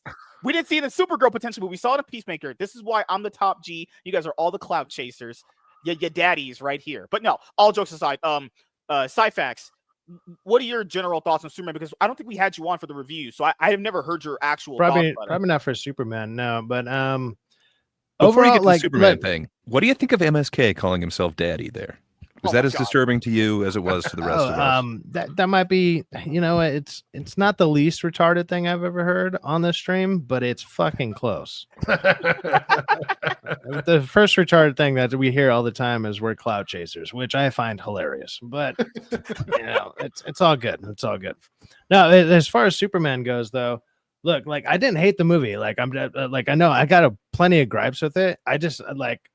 I feel it's kind of a weak start to a whole new universe and everything. And the way that they introduced so much of this stuff, in my opinion, doesn't fully work. And then it just has, as much as I do like James Gunn, maybe not as much as Warren here or whatever.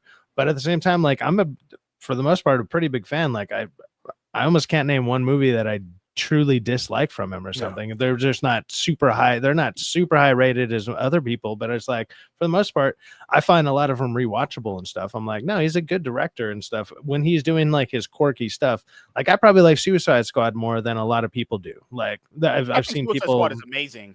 I think it's great. Like I have a good time with it. I watched it a bunch of times. When Did you say Suicide Squad is better than Superman? I think it has more rewatchability.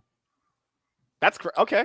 Okay, that's what I'd say. I could have more fun with that movie, and there's more characters that I'm gonna like, and mainly, and all honesty, mainly because there's not one like specific person I'm supposed to be focused on. When I'm watching a Superman movie, I should be focused on Superman and why is my favorite character in Superman Mr. Terrific or Green Lantern or something. Like, why do I like these characters more than your title character? I should not do that, Laura. Like, did you feel it was overstuffed? That's what some people say. Kind of overstuffed. Yeah, it was just it just didn't showcase like Superman doing Superman stuff enough, and not only that, but he actually doesn't solve any of his own problem. He doesn't solve one problem on his own. He has to be helped through every single problem throughout his whole movie, and it's not like him figuring it out and doing something smart or anything. Other people solve all of his problems for him. The kaiju fight, it's like, sure, that's taken out. Like he wants to do something a specific way, they still take it out a different way. When he's locked up with Metamorpho or whatever, like that's, I guess that's his smartest moment, is like he talks him into it. That's about it. And then I guess when he flies upwards, but he's flying upwards in that like that crash out scene where he goes up and straight down. Yeah. Like he does that when he's next to somebody else who has the same exact fucking power set as him. So why would that actually work? Like that doesn't make any fucking sense. And he's like getting overwhelmed. Obviously he's like, just raging out and has to do all that. But it's like, why would that hurt the other person? It just doesn't work. It's like they lowered the other guy's fighting power, who literally beat his ass at the beginning. And like Warren even said here, Superman's not at 100% the whole movie, which, hey, that's fine. We can agree on that. then why the fuck does he just overpower the guy at the end? Like, just because? Like, That's because he mean, rages out Not and to the make other guy... spoilers, but the dude didn't exactly have the Earth's yellow sun amping his powers either. Well, I mean, he has the same power set, but I mean, that's the way it's sold to us in the movie. That's the information we're given. Like, he's him. He's sold as being stronger but flawed, but they never said what the flaws were. Like, is he wearing the whole suit? Like, his flaw seems to be he needs to be told what to do. His he's an idiot. His flaw needs to be like, so because he was like, oh, he's programmed with 5,000 fighting moves. He's like a video game character with Lex Luthor being like A1, blah, or whatever. And it's like, okay. But Superman's is faster than a speeding bullet. How fast can you tell some other dude who then how come he couldn't hear? How come he couldn't hear the the transmitting through there? Like, why couldn't Superman hear that with his super hearing? Why can't you just give him like some sort of like injectable AI that predicts moves coming or something like that? Well, the nanotechnology. If you want to give him if you want to give the other one even more powers, then you're actually going against your own narrative there. But it's like, I'm just saying like something, because that doesn't make sense that Superman would be slower than Lex Luthor verbally telling one guy who then punches him. And then also being able to hear it. Like, he should be able to hear it. He should be picking up on all this. He should be using, like, he should be figuring it out. Like, because Superman in the comics and stuff, like, he's actually pretty smart. So he should be able to be like, wait, let me tune into everything. They should have had a moment where he sits there, and he kind of does, but then he sicks not crypto the greatest on all the detective things in the world. No, but he can. Like, one of his biggest superpowers is super hearing, and it's like the super hearing would have came in, I don't know, massive handy when there's a bunch of flying drones around him and commands being yelled through intercoms, and you would have been like, wait a minute, you should have picked on that right? way. He's already established. He's established in this universe. I think it's like 2 years established. Come on, MSK, how long have you been doing this? And it's not like you've mastered YouTube or anything like that. I'm just saying, like, maybe he's got a slow start and then he really becomes Superman. Well, I don't know. I feel the same thing for like the Batman, but it's kind of the version that they're telling. I don't know, man. Again, it's like comics, so there's always going to be some sort of like conceit that even even with that, realistic. he still doesn't do it himself. He still uses crypto to win at the end. Like, he's still, I mean, which fine. You could be like, hey, I use what I have available to me to win. But he literally doesn't beat anything on his own the whole fucking movie. Like, that was my biggest problem. He's too weak. The entire movie. Yeah. Like, he doesn't accomplish one fucking goal on his own. Like, I did a Superman thing. Whoa. He convinced Lois Lane to be his girlfriend finally, remember? He did do that. Yeah. Which MSK, you really didn't pay any attention. Like, they've been going out for a while. Like, that doesn't happen on screen. That's also established. He convinced her to give it up. What a fucking whorebag that she ended up being. No, did you even see the film? She convinced him to do an interview. That's the closest to. What the hell are you? Yeah, and then they basically almost don't talk for the rest of the movie until towards the end, and then they get separated. Like, the rest of the movie kind of separates them. They don't really interact all that much. Do you really want to be around women? I agree with James Gunn. Less women around is good. That's always based. Come on, women always slow us down and begin with. But no, all is great. Did you enjoy Superman actually? I did. I think just slightly more than Syphax. I definitely have issues with it. It's not my favorite James Gunn. I think it might be like my third favorite Superman flick, though. I'm usually not super into Superman. He's usually 100% over the top, and it's like, okay, nothing's going to stop him except for, this one thing that is the one thing that can stop him. To me, it's usually kind of meh, but something about this one, it totally worked for me. So I don't know. I'll cut it a little bit more slack than that. It's not a perfect movie, but damn, is it close to one of the most comic booky movies I've ever seen. I saw David Cornsweat's audition tape. He did. I understand you've looked for everything that Cornsweat has ever done. I got you. He's a handsome man. I can understand why you like him. He did a fantastic job in his audition tape. I try to wrap this around my head.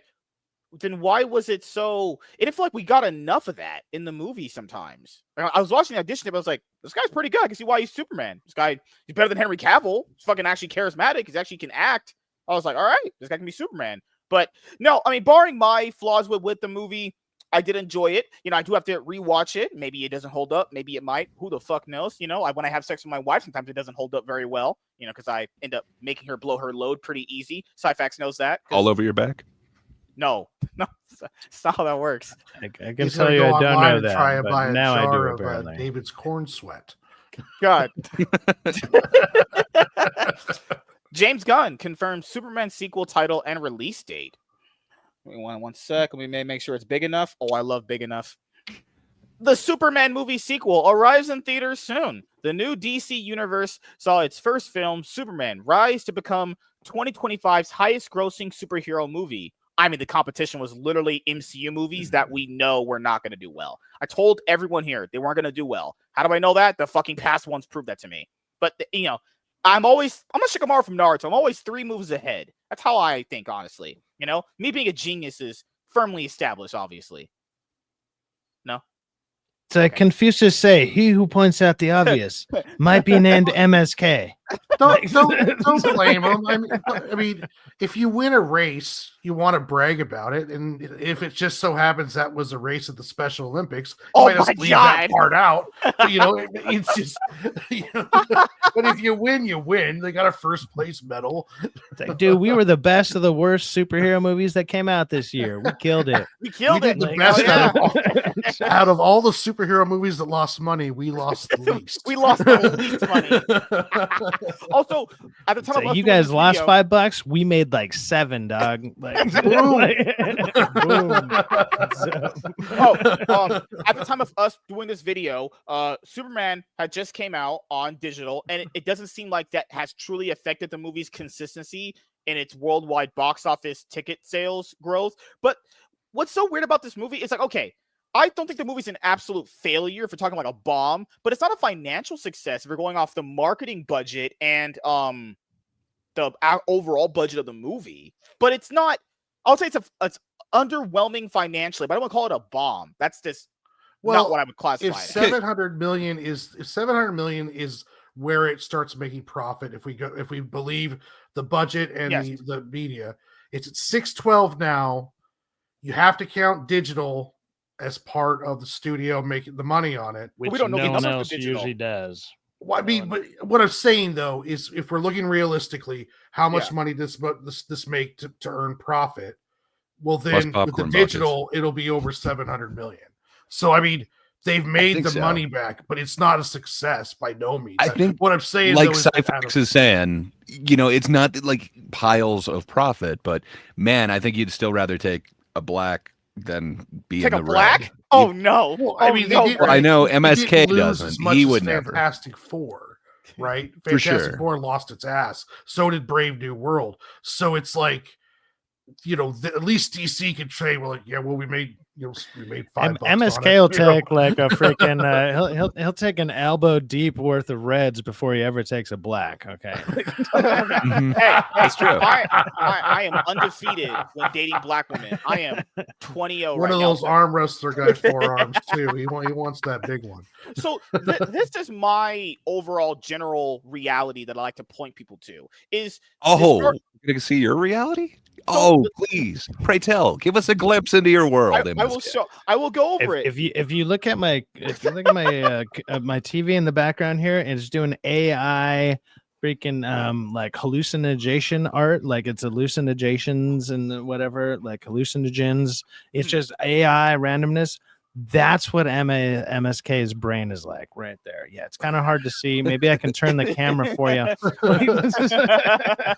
So for me, as a lot of you guys know, from what this universe was trying to do with the first movie, is kind of give people the reassurance that this time around that DC is going to actually give you a good cinematic shared universe, and they wanted positive reception, positive word of mouth, and they wanted the money aspect too. Now, the money aspect can be debatable, obviously, but have they convinced people to invest into the DCU with this movie?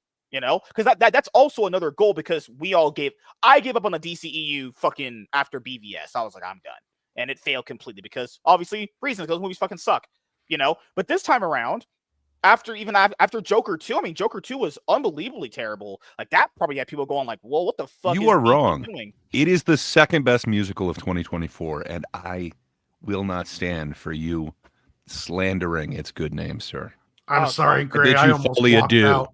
Joker 2 is horrible. I almost walked out of the theater. I apologize, Gray. I can't Imagine coming off of No, that I understand. Pearls before swine.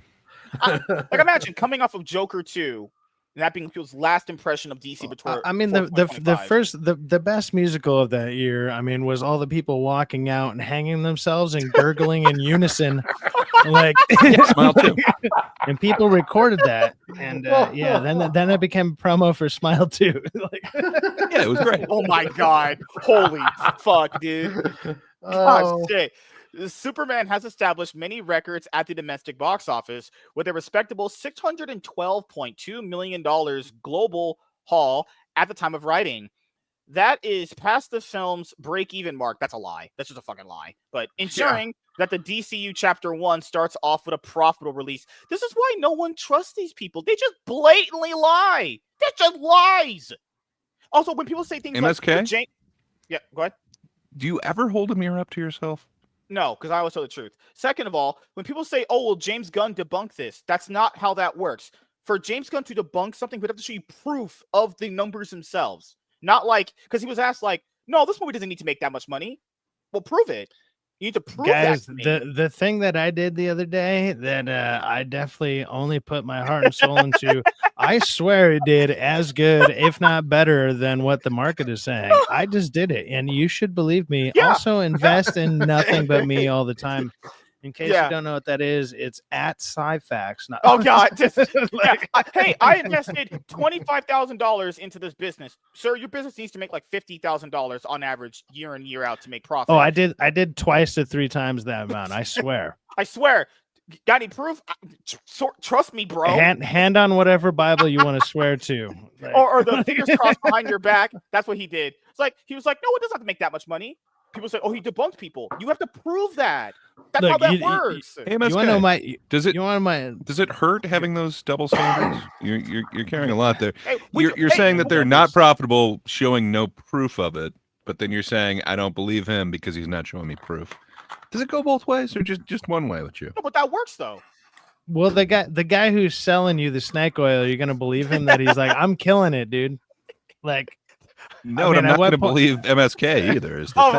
I'm going to doubt both of them. That's fair. Well, who knows what Warner Brothers is adding into this? Like, if you're looking at just box office, well, it didn't make what we all believe is the golden rules: twice the budgeting and twice the budget and the marketing, which would have been $700 million. But does Warner Brothers factor in digital sales? Do they factor in toys? Do they factor in clothes, buzz? Do they factor in hype?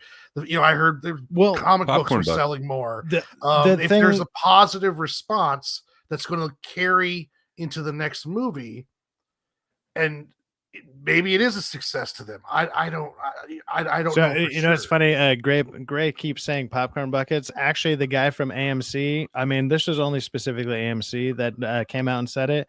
They said they made $11 million on popcorn buckets, not off just this movie, just in popcorn buckets in general for the month of I believe it was July. But I mean, you had the Jurassic Park one, you had the Fantastic Four one, and the Superman one. So you had three different ones. Those are all three different things. Even if you were to split that in thirds, you're looking at 3 million. Like that's not moving the needle. I mean, it's moving the needle on whoever the fuck is making these popcorn buckets. Those guys are killing it. But that Alien, oh dude, that Dune one and that Alien one were so awesome. No, there's some cool ones, but it's like, dude, that Fantastic Four one was like $75 for the Galactus head. That shit was crazy. But yeah, right with the Superman budget market, that's all I just typed in because this has been relatively the same. So it said the reported total budget for the 2025 film Superman, including production and marketing, is over $400 million, with figures ranging from $400 million to over $425 million due to a $225 million production cost combined with a $200 million marketing budget. This significant investment is based on reports from outlets like THR, IMDb, but IMDb is weird with that. Well, that is more than what DC's studios is reported, but studios will underreport all the time. So. Yeah. Because it was they before get it was tax 350. rebates and all sorts of shit, and they'll add that into their later thing, and they're like, actually, it was only 215, and you're like, Yeah. really, guys? Yeah. But I mean, to be fair, we thought Doctor Strange's budget. us joking around saying they made $7 million is not a joke. Like remember, Doctor Strange 2, it was reported it had a $300 million budget, but when they filed the tax credits, they had to get back. It was like 550. It's like I'm just saying, whenever they say a budget in marketing, it just could be a lie. I'm not saying that this is wrong or it's right. I'm just pointing out could be another thing.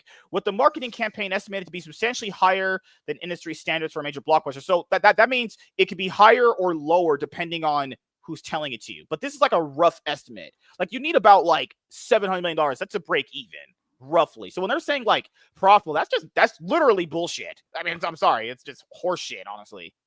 There's no way, unless you guys believe that. If you believe that the studio only looks off the money that they make from the box office, which they only get like half of, if you believe that that's the only thing they gauge on the money coming in, like if they made 300 million in digital sales, they're just gonna be like, we're not gonna care about that shit. No, this movie only made. I mean, if you believe that, then yeah, I mean, the movie wasn't successful. But I mean, I don't know. They're not going to come out and say that it was a failure because now DC needs wins. DC needs the positive word of mouth to make their investors feel happier. So you're going to talk up everything was a win. I got a question for you guys, because it seems like for most part, it sounds like most of you guys like the Superman movie more than I did, which is great. That's fine. That's all good. I mean, don't get me wrong. I don't like it. It's not that I don't like it. I mean, I don't like it as much as you guys liked it. Yeah. I'm like maybe at a 6.5, 7 at best, if I were to be nice about it. Let's just go with that. Let's just say that's what the case is. But how do you feel about them releasing? Man of Tomorrow, this announcement for today, James Gunn releases this. The only other things you definitely have lined up is Clayface and Supergirl. Supergirl's already filmed; it's already ready to be released. Yeah. I mean, they're just sitting there and probably fixing up post-op, editing it, and then the other. Okay, there's a couple other things to factor in. One of them was that James Gunn went on to say, like, or before he started all this, hey, I wouldn't say I'm announcing a film for sure unless I have a complete script. He doesn't have a complete script for this. He doesn't, like, he probably barely even has a start. That's what I brought up earlier. Okay, well, he says he has a strong a strong writing draft on it or something like that. Okay, now and he's also teased that there was going to be this thing that wasn't a direct follow-up to Superman, but it was related, that he was working on. You could see that being this.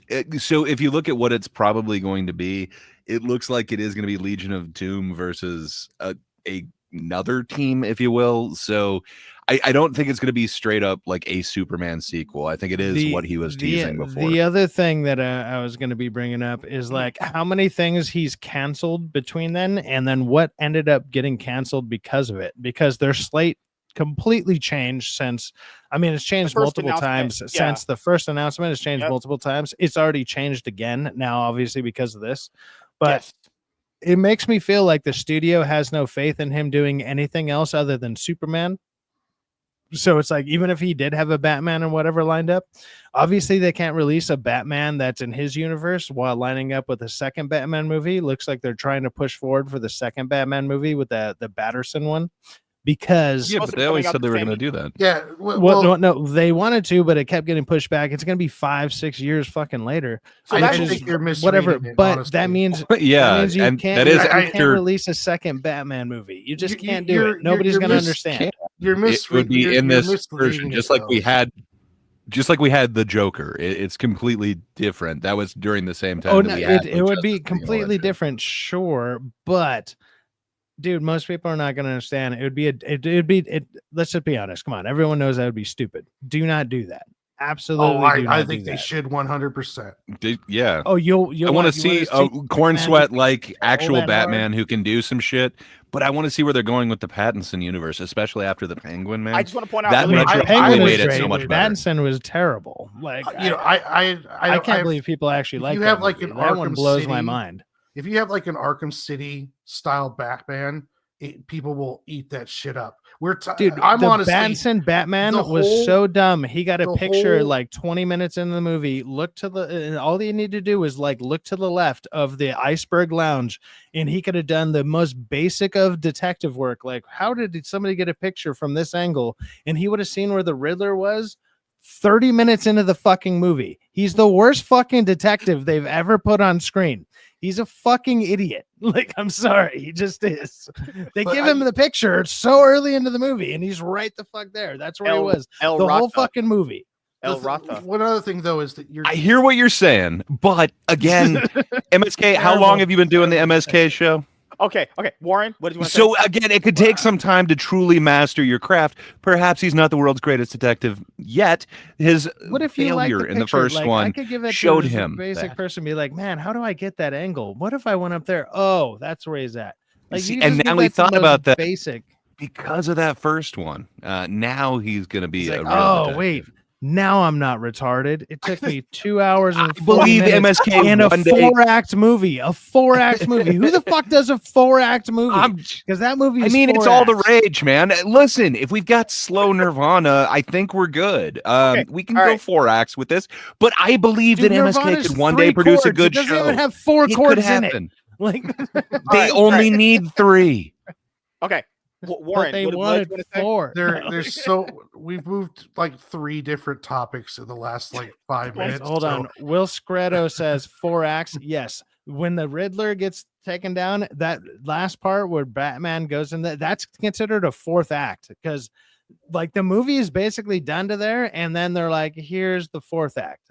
That's maybe you can combine it in a weird way and be like, this is all 3rd act. No, that's a 4th act. They started doing that shit where they put on this little like extra kind of ending into some movies. It doesn't work. You can't do these 4-act movies. 3 acts is where Okay, but slow Nirvana. well, yeah. Well, I I slowly wanted to Nirvana myself out of there. I think realistic Batman is a horrible mistake. Anyways, I thought I when I heard that this one was going to be a realistic Batman, it's like we just did that with the Nolan series. I'm tired of it. I want to see Clayface. I want to see, Croc. I want to see some wild, like comic book Arkham City game kind of shit. That's the kind of stuff that I want to see in a Batman. This whole real life thing, I could care less. And I don't know. I hated Patterson as Batman, but I didn't like Christian Bale as Batman either.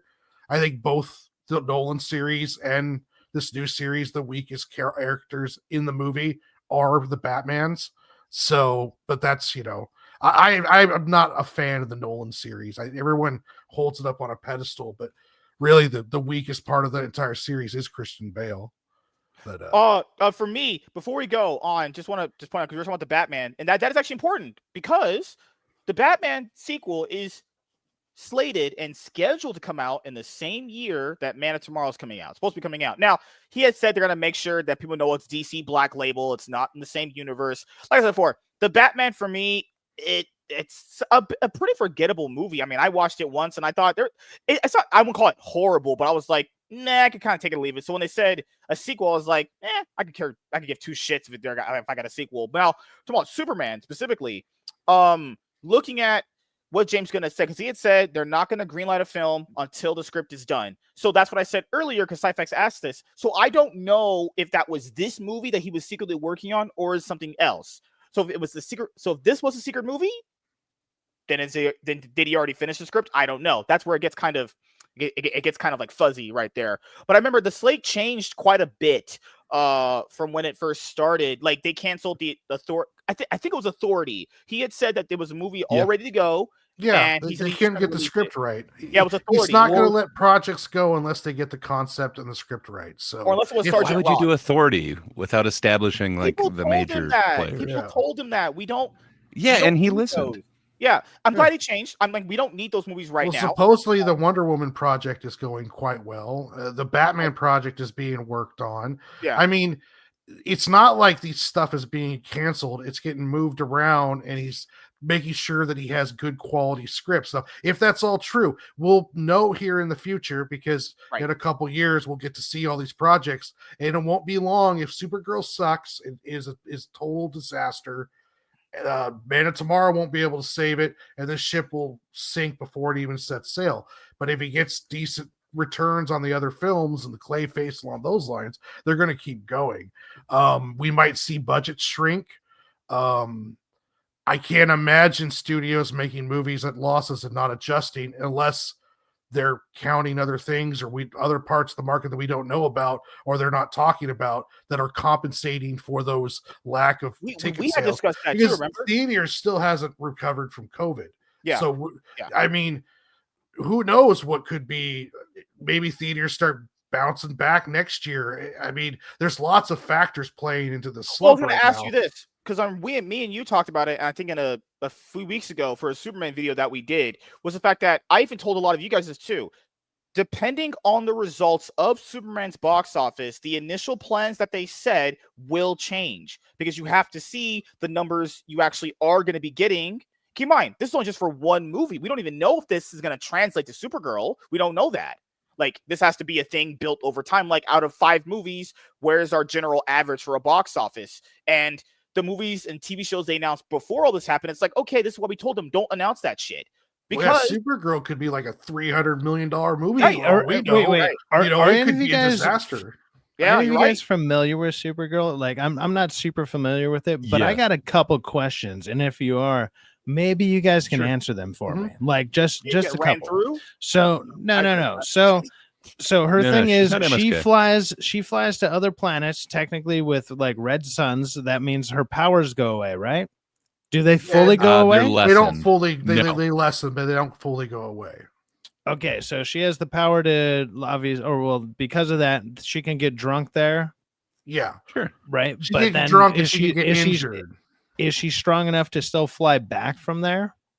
Yes. Well, I don't know if she's flying all the way. They'd ever really because at the end of Superman, she crash lands with you hear her crash land. She's not in a ship, so she flies back. But that means But then the other thing is, how far away from the yellow sun before you become sober again? Well, that's what I know. I mean, you got to think about it, though, Sci-Fax. You were in the music industry. You've been on a bender, I'm sure. Look, even when you sober up after I understand the implication, but at the same time, those are the kind of questions I'm asking, because I was like, you're only giving me this. This is what I have the problems with the main movie in general. You're giving me information, and it doesn't actually add up to the fucking thing you're showing me. Well, you're going to see it in her story. You're also... Because he's like, you can't get drunk here, and then she shows up drunk, and it's like, wait a minute. There's an entire established space universe. Cool. How long until you're in the yellow sun's radius before you're not sobered up right? What if she's using a hyperdrive ship to get to these planets with the She didn't. Sun? She literally crash lands outside. How do you know she doesn't? Well, she says it. Like she says it. So you're saying she's not necessarily drunk at this time. You're saying she can't ride a space bus to a red planet, get dropped back off into our solar system, red sun hits her, she flies back. Like it's not. It wouldn't. It's going to be explained by the most dumb shit ever. I mean, don't get me wrong. It's not dumb shit. If you have an entire established space universe where people are traveling, like Lobo, was it fucking Lobo? Lobo's there. The Green Lantern Corps. That means there's ways to travel between systems. She's not just flying. I mean, on top of that, is anybody actually interested in Supergirl? Like, I don't know. Yeah. No, it's going to be an awesome story, man. It's going to be really good. If it follows a comic, it's going to be really good. So this particular run, it's an awesome comic series. I don't know if the run on this particular one, this particular one that they seem to be borrowing from. Yeah. Woman of Tomorrow. I dig this one a lot. Like, it's one of the only Supergirl ones that connected with me. But Sci-Fax, what I was trying to say is, okay, so maybe I shouldn't speak for you. As somebody who is also in the music industry, I've been familiar with the bender. I can tell you, I haven't drank. I've passed out for like the night, the next day, or considering how long I had been going for. Once I finally sobered up, I was in no way like functional or anything like that. Like, I was still doesn't able to mean- like but I drive also home and didn't shit. have a magical substance called like the sun that would actually make me invincible. I don't know that that's morning. gonna stop Unless you called it water. week-long hangover. Fair enough. No, I don't have their weird physiology that the yellow sun should make them better. But who knows? But I just wanna point out- that would be going lovely. fast. I would go get drunk somewhere else, and if they can fly me back, and all of a sudden I just stand in front of the sun for like 3 minutes and be like, "Let's go, man, let's go." I got. I just want to point out that'd she's be gonna get. fantastic. I just want to say she's gonna get ran through. She's in the not movie. MSK. No, That she's is not. your fantasy of Lobo is gonna ask her body count. We know it's gonna happen. It's It's not going to I happen. do believe Lobo is going to show up at some point, but still, no, man, this is going to give you the backstory that everybody was kind of wanting to see what was happening we hope on we hope it the does. home planet. I- You're going to see it, man. She was a teen when this happened. She actually has memories of it. There's a reason why she's trying to forget. It's going to be really dark, man. Just like every other my superhero thing, you're going to see trauma is the real star here. We hope to see that because because you asked about the Supergirl cameo. I'll be honest here. The reason why I didn't think too much about it is because I think that was just for shock value. Like, oh, Supergirl's here. That's it. Get excited for her new movie. I thought that's all it was, but that's just me. Look, overall, as much as I don't mind the Supergirl cameo, I actually don't. I just think it's stupid to follow up Superman with like another super like man-esque character. It's like establish your Trinity first. And this is the problem that I'm having with this this idea of saying, hey, one of these next titles is definitely Superman 2. I mean, obviously everyone knew it was eventually going to come, but to say it's like this is the definitive one that's coming up, it kind of seems like the studio has no faith in him doing any of the other titles that he wanted to do. That's like what obviously I said he needs to about Clayface. establish he needs to do. Well, yeah, Clayface is like a very Clayface side makes random Clayface makes throwaway. zero sense right now if you're talking about building a Trinity. Yeah, Supergirl would no, make well, more no, sense than well, Ash. yeah, it makes no sense building a Trinity, no, but that kind of makes sense in the realm of like his random stuff that he's doing, like with Creature Commandos and stuff like that. Like, okay, because he like his thing was called Gods and Monsters. So hey, here's my first monster. Let me do a monster, right? Because right now he's just literally doing. He's my. That was literally what he called it. He was You're like, right. Yeah, I remember. Yeah, he's like phase one is Gods and Monsters. So now he's gonna have two gods, but it's the same.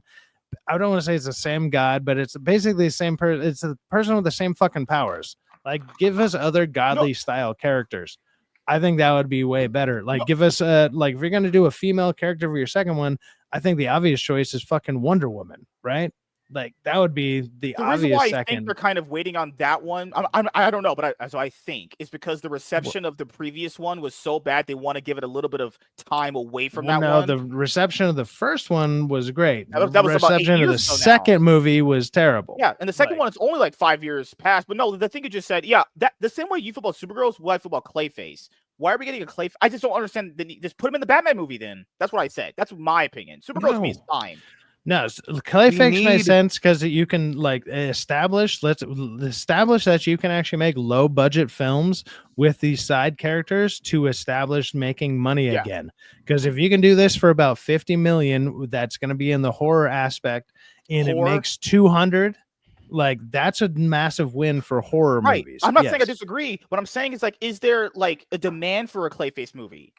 Like, of course not. Absolutely, I demand it.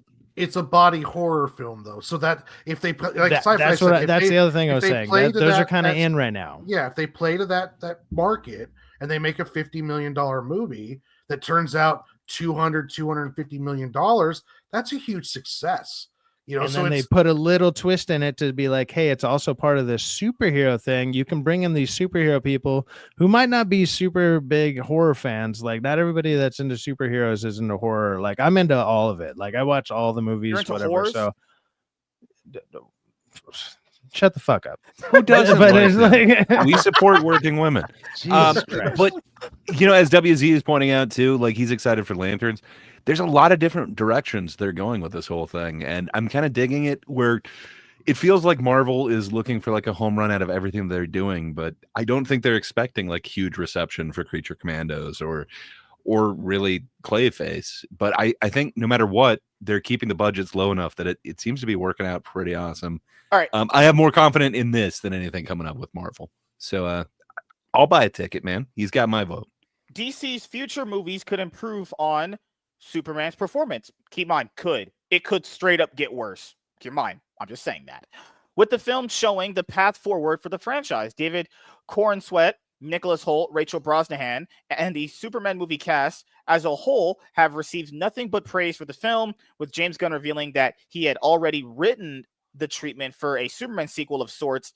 A major update has arrived. On Instagram, James Gunn revealed that his Superman movie follow-up will be titled Man of Tomorrow. The DC film flies into theaters on July 9th, 2027. So the sequel comes out a week before this one came out in 2025. Okay.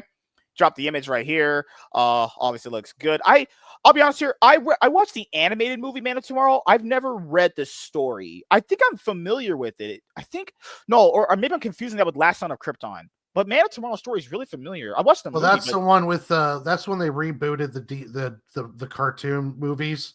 Yeah, and that one had Lobo in it and Parasite. Yeah, that was the only good movie in there. That one was really good. I actually really enjoyed that. I guess there was also a post that he was hinting towards Brainiac. So we might get to see Brainiac. Supergirl was originally called Supergirl Woman of Tomorrow, and they dropped the Woman of Tomorrow part. Now it's just called Supergirl. Like that's what it was originally called. Yeah, it was called Superman Legacy too. Remember, Superman? That would have been. I'll be honest here. I'm glad he changed that name. Superman Legacy sounded gay as hell, honestly. But I'm glad it's just Superman. The announcement came alongside a new DC art of Nicholas Holt's version of Lex Luthor wearing his purple and green war suit from the comics, with David Corenswet, Superman smirking by his side. Both actors are confirmed to be back for the Superman movie sequel, as they also shared posts on their Instagram accounts. So Walter asked this. So as we've highlighted in the video, the attendance in theaters is varied. Let's just say that.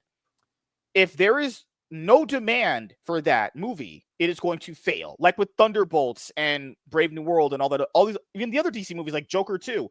If there's not legitimate demand for that, you have to analyze like what movies you're going to be putting out based off the lower attendance coming to the theaters. It's not like back in the day you could just throw things out there and they would just kind of get money. There has to be a little like, hey, is this going to work? We don't want to waste money. If you waste money on that, that's going to be a failure. Now, could it do well? Sure. Like you guys said, it could attack the horror audience. I'm not saying it can't.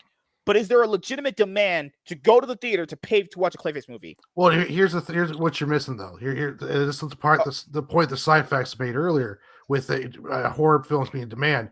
What DC's doing is saying, okay, what's hot right now? Body horror.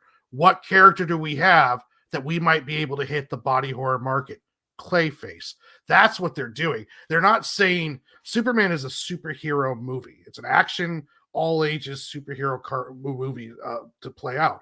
With Clayface, they're looking at, okay, what's a market that we could step into that we can make a movie? They're not saying like, do people want Clayface? No, they're saying people are liking body horror and horror films. We have a character that I understand perfectly for that. Well, now they're also like, guess what, guys? Come over to DC. Not only do we got superheroes, we also got your horror. We got everything. Like if they can step into every single market and just like tap their toes into like each one of these ponds, and they're like, maybe we can combine them here or there. I mean, like nobody thought like Penguin was going to do all that well. You know, like other than it's like, yeah, you got Colin Farrell, and it's like, yeah, but. And then you watch that show and it's like, holy fuck, that's actually a really good show. Like, it's just a good overall show. I mean, it's not doing anything too crazy, but it's like, this is extremely watchable. Why? I mean, they've been comparing the numbers with that compared to like Peacemaker. It's like the episodes of Penguin were bringing in like 3 million. Peacemaker's doing like 750. Like, so it's like, Jesus Christ, man. And that one came off of apparently this massive success of Superman. And it's like, and then that's what they also apparently cut Superman short of in the box office, or like why they actually released it earlier, I should say, is because they were like, oh, if you jump onto Peacemaker, you'll learn more about it and whatever. And people are like, we don't give a shit. Like literally 1/3 of like a random, like a villain, like Penguin was Penguin was like, he's a cool character and everything, but he wasn't that big of a deal in the Batman movie. He was like nobody. He had like 20 minutes or something, like all combined. Isn't it crazy that like for me, his series makes me want to watch the Batman 2? Like his series was so much better than what I'd be more interested. Like, yeah, I keep thinking, I keep saying because of like as much as I didn't care for the Batman movie, I really liked the Penguin series. And I was like, in this world that they've designed and everything, they could do a really cool, grounded Mr. Freeze story. And they could like almost do it almost Dexter style or something, to where it's like you can freeze people or something, and like liquid nitrogen type kind of freezing. Something, but it would still be grounded. You're talking Dexter. Did you see what was in the background at like one of the last shots of the Penguin though? There is a certain like needle glove that's teasing a certain DC villain. Oh, Scarecrow? I think it could be really cool to see something go that route. But Scarecrow would be easy just to do like the psychedelic trip stuff. Like that's, I mean, obviously his power, like, well, his venom, whatever the fuck you want to call it, what his drug that he induces into you. I think that's pretty easy, especially with like either with television shows or even like indie films and stuff. They do that all the fucking time, man. Like, you ever seen the movie Mandy? That shit's a literal acid trip. Yeah. And then if you watch it on acid, it's even crazier. All right. Speaking of the drug endorsement in the video, Superman sequel being released only 2 years after the first movie, and David Cornsweet's DC franchise shows that the studio is thrilled with his performance. I mean, at least he has more charisma and acting chops in his one finger than Henry Cavill did as Superman. Sorry, guys, I just like taking shots at Henry Cavill sometimes. While Superman might not have... you have taken many shots towards Cavill. I think you'd like to take shots from Cavill. That's gay. That's for sure. I feel like MSK has many books he can't open because of how many shots he's taken at Cavill. God, I need that Wolverine meme where it's just like me with the picture of Henry Cavill right there. That'd be pretty cool. While Superman might not have outgrossed Zack Snyder's Man of Steel like expected, Superman still built a solid foundation for the sequel and other DCU projects. Judging from the sequel's art and title, Gunn understands that. Leading up to the Superman sequel announcement, Gunn had talked about how he was working on a project that would feature Cornsweet Superman in a key role, but was not a direct sequel to Superman. With a title that moves away from the hero's name to Man of Tomorrow, Gunn could instead be focusing the story on another major DC character. Lex Luthor is firmly present in the three art pieces shared for the Superman sequel, wearing his comics accurate armor based on how he had done a lot for Metropolis before Superman showed up, and how the hero mentioned there was good in Lex. Seeing him on a redemption arc would be interesting. I don't want to see that though. Why can't we just... Okay, I will say this though. They could play around with the redemption arc as he fakes it. Like in the animated movie universe, not the Tomorrowverse, but the previous one, the New 52 one, you know how Lex was faking being nice to them? I like when he does that. Just pretend he changed, because we know he doesn't. He's not a good person. He straight up just murdered a 7-Eleven worker or gas station owner.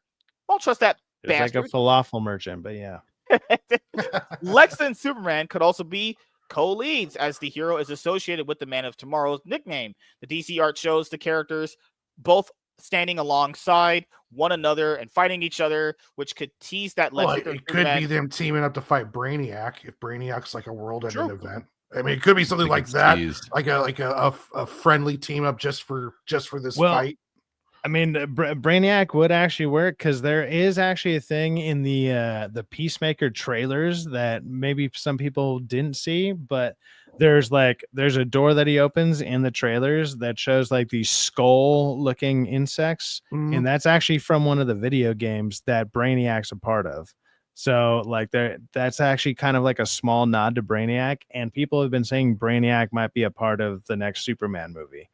But hell yeah. And then also James Gunn was like, you need to watch Peacemaker because it actually connects to Superman. Which, I mean, that's all fine and all, but it's like when that's your next thing after Superman, that's kind of a weird thing to possibly be telling children when you have an orgy scene in your first episode. Well, that's an excellent point, Sci-Fi, because that's one problem that I had with it too. It's like, how do you tell your audience for an all ages movie that your extremely rated R TV series is what you need to next watch? In line. Is next in line, because you're essentially telling everyone who's not appropriate to watch that. It's like, well, hey, sorry kids, but I guess you like the lights and colors. Like, I was talking about that.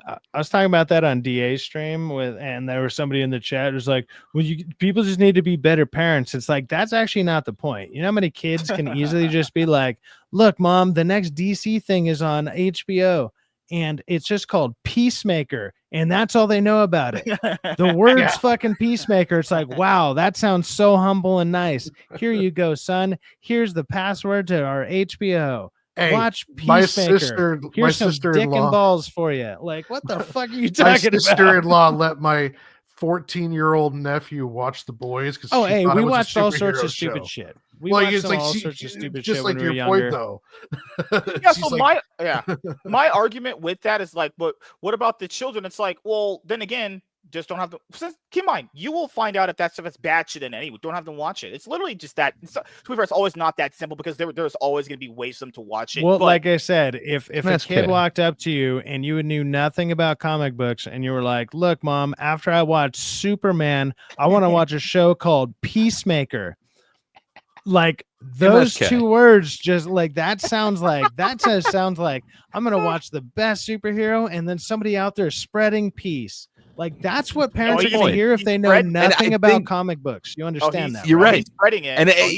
And the other guy has a point, not MSK, but the other dude is like, it is on the parent. Like, sadly, yeah, like it is. It is a much different world, but it's like they have access to so much shit at their fingertips now. Shit that we had to go to like the family room on like a dial-up or something like that. Like, man, it would be scary being a parent in this day and age. Like, I don't know how you protect them.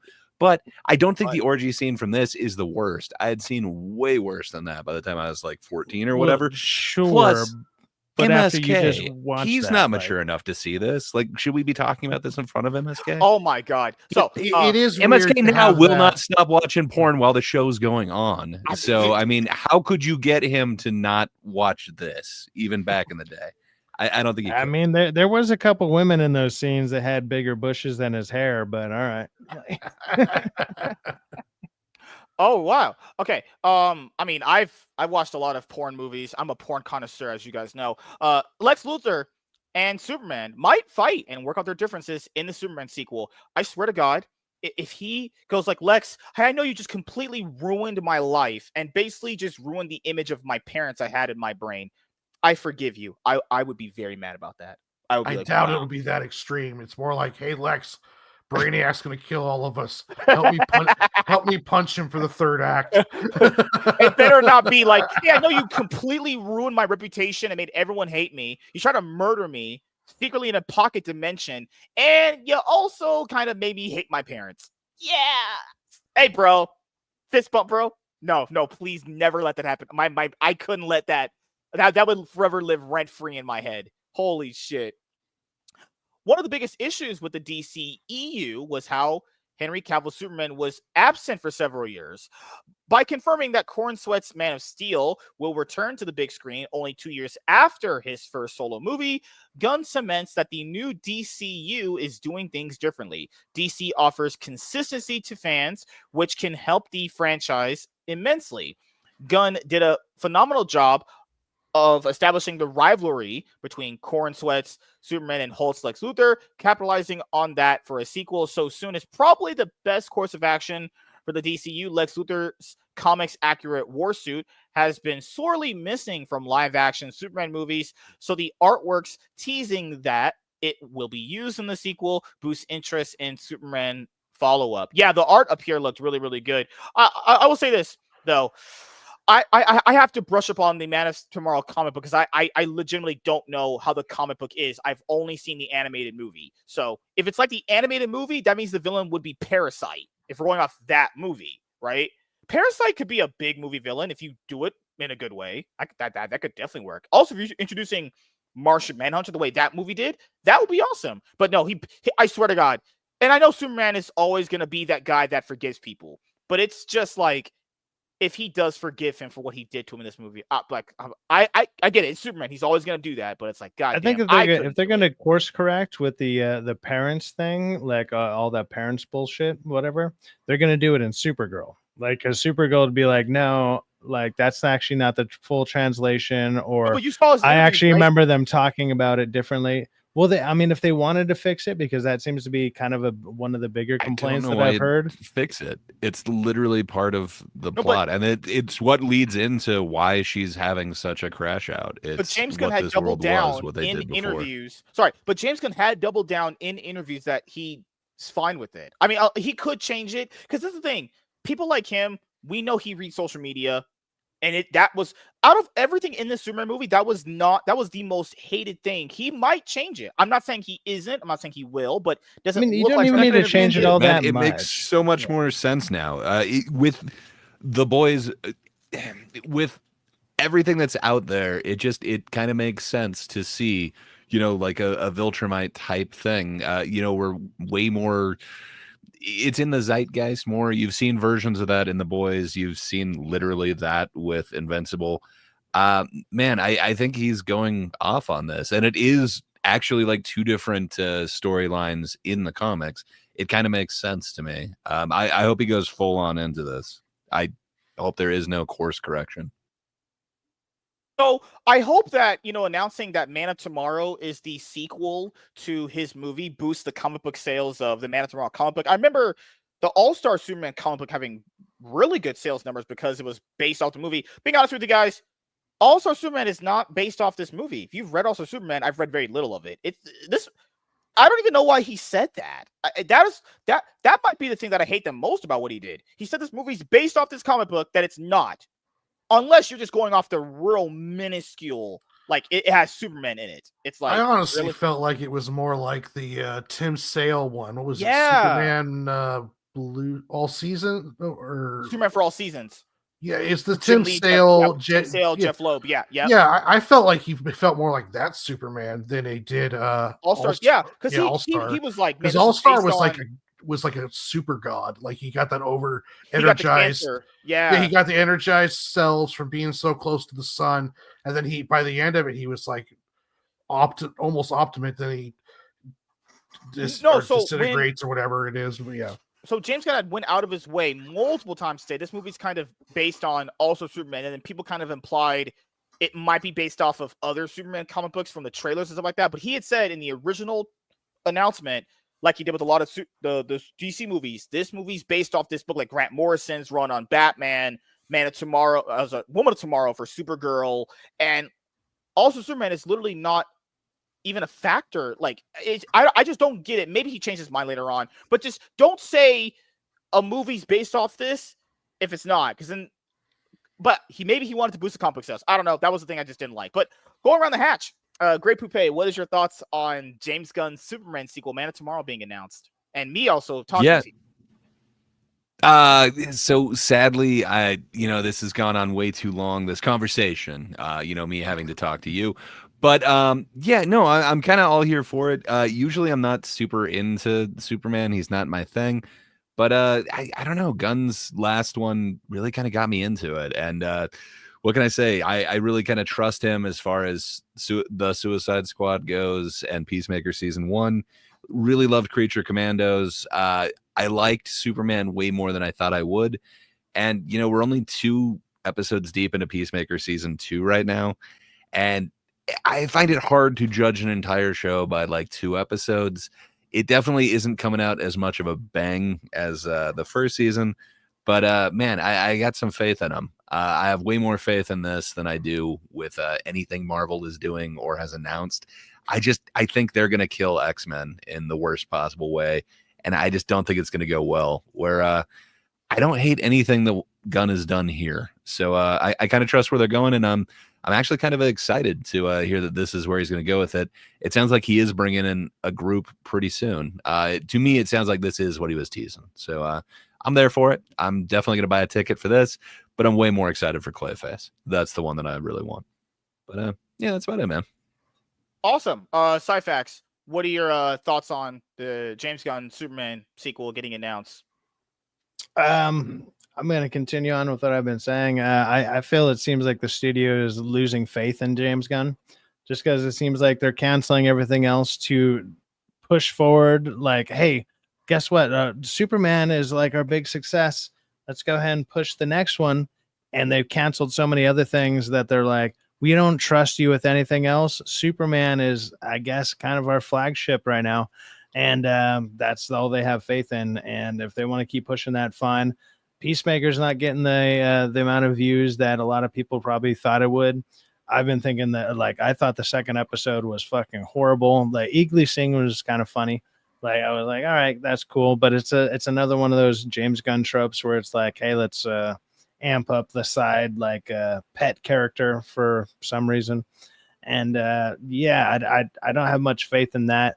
Supergirl could be interesting. Like, I know I don't want to say I trashed on it at first, but at the same time, she could be interesting. And if the storyline is good, I don't know too much about that comic, but in the video game and whatever, like if they're basing it off of that and a little bit of some of the comic, and they want to combine that because obviously he combines multiple things, that could be cool. And if Peacemaker turns into like a Brainiac kind of origin kind of thing, that could be interesting. So like how Grey Poupée said, yeah, don't judge the first two episodes. Maybe by the end they could bring it back around. I felt they kind of did that with the first season, but I thought the first season was a lot more interesting for Peacemaker. We'll see. And also, like Gray said, out of all the things that have been announced so far, Clayface seems the most interesting, but I'm also a huge horror fan. So there you go. That's it. All right. Warren, what are your thoughts? Warren. Yeah. I'm a big fan of James Gunn, so I'm going to stick with this for a while, but are some serious questions that are going to be, we'll know better judge by the time Man of Tomorrow comes around, because by that time we're going to have the end of Peacemaker. We'll know what Supergirl's like, and also Lanterns. I got high hopes, especially if the projects stay. Like, there's another director on Supergirl, so Supergirl is completely tonally different than Superman. I mean, it's going to be an entirely space adventure. I don't think she's going to be on Earth at all. If it's like the comic book, it's going to be really, really good. But I don't know how well it's going to resonate with fans, as in all audience kind of deal. How much they're spending on it, those are all factors. They're going to have to, if the old standard is holding true, then they're going to have to start dropping their budgets, or we're going to see changes being made, because studios aren't going to keep dropping $400 million into movies that make $600 million where they're only seeing about $300 million of that. So they're not going to keep losing money on this stuff, especially DC and Warner Brothers, because Warner Brothers is not in the best place overall as it is. So it's going to be interesting to see. I got faith in it. But I'll know more when Supergirl comes around and when Lanterns hits. And then if we see James Gunn getting good directors with good ideas into scripts and the movies, then I think we got a good thing going. I don't think they've only canceled The Authority, so everything else is still being worked on. It's just not going to be released at the time period because they got to get it right. If it is true, some of the rumors that are going around, they've already casted Batman, or they're very close to it, and the Batman script is kind of moving. But at the same time, James Gunn has said in a couple interviews that it's still a work in progress. Supposedly, the Wonder Woman script is going on big, and then they're also working on that Amazon TV series. What was it called? It was something at Themyscira. Yeah, something like that. So, Paradise Lost. We'll know, it's same thing with the happened with the Snyderverse. Next 2 years, we're going to know how well this is doing in the next 2 to 3 years, and we'll see how it's going. Marvel has, like if Marvel was doing the same thing that James Gunn's doing now, Clayface, they'd make it for like $400 million. So if it is true that James Gunn's like, or DC's now looking at like, we're going to take these characters and we're going to make projects that are appropriate to them, then I think that they could end up making pretty good money overall. But it's all depends on how well the stuff goes. It's too early to say. Superman, even though I love the movie, the more I've watched it a few times now, there are plot holes and flaws. There's some stuff where I think James Gunn just didn't care. Like when it comes to Jor-El, he said in an interview that the purpose of Jor-El was to have Superman question his mission and what he believed and his beliefs, and then establish them and kind of like, when his father reassured him that you are a good person, you're not what your parents say or wanted you to be. So then maybe that's the only thing he's thinking about with Jor-El. It's like, I'm not going to use Jor-El again. We're not going to talk about it again. We're not even going to hear about it. Other people are saying stuff like, well, what if Brainiac faked the message? Or what if that's actually Zod? What if, there's all sorts of stuff floating around. What if instead of Zod, we get an evil Jor-El who shows up with an army of Kryptonians? Yeah, because like I said before, James Gunn has doubled down that is the direction he wanted to. Yes, we might never hear about it again. It might just be one of my favorite ones that I've been hearing that I think would be a great thing for James Gunn to like gain some credit back would be to cast Zod as fucking Henry Cavill. Oh, that would be great. That would be really great. It'd be perfect. I would say recast Michael Shannon if you're going to do that. He was a great Zod. No, Henry Cavill as Zod would be just so for the good. internet madness going around it. Yeah, it would blow up. So if you're asking me, so there's a lot of things, but I'll just kind of boil them down into just 3 things overall, maybe 4, give or take. My brain works in mysterious ways, and it's smarter than the average person. So with the Superman movie, like I said before, I have issues with it, but I did overall like the movie. I get people's problems with it. I do. Not a perfect movie by any stretch of imagination. You guys know my issues with Crypto, that CGI lake bullshit they were doing. That was really weird. His strength overall, and what was it? Crypto strength, the CGI. The Ultraman stuff is weird because they should have actually used him having his X-ray vision more, but that comes off of strength, so that's be mostly the same thing.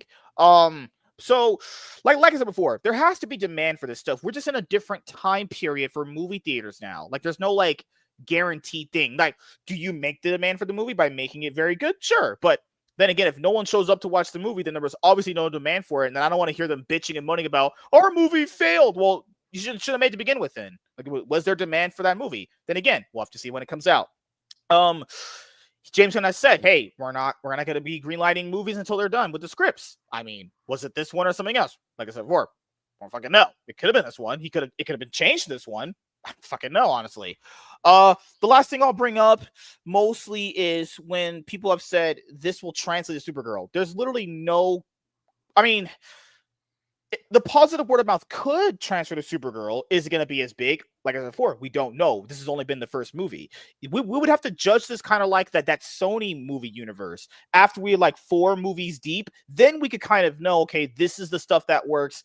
This is the stuff that doesn't work. It's too early to tell with just one going on 2 movies, Supergirl could just fall flat on its face and only make like what Thunderbolts made. If Supergirl only makes what Thunderbolts makes, then it's just Superman that is just a box office draw, not Supergirl. But like I said before, you guys said you have to try it out and see if it works. You won't know unless you try it. So that's pretty much it. That's kind of my spiel. James Gunn's an odd person. Him being the marketing push for the universe. Oh, it's been fuck my buddy. I think they need to be a different spokesperson. Just have him just write movies, But I'll ask you guys this before we go. Would you like it if someone else directed the Superman sequel that's not him? Like if they announced like Matthew Vaughn was directing it, would you like that? Or James Mangold, would you like that better? I would hate it if Matthew Vaughn directed it. Like that would be such a weird vibe. No, just in general, would you like it if he wasn't the director? I'm on board with Gunn, but I'm kind of a Gunn super fan. I don't know. Originally, I probably would have said, hey, I would have liked somebody else to do it, even if James Gunn were to have been the person to write it. Like, yeah, let's see somebody else's artistic vision.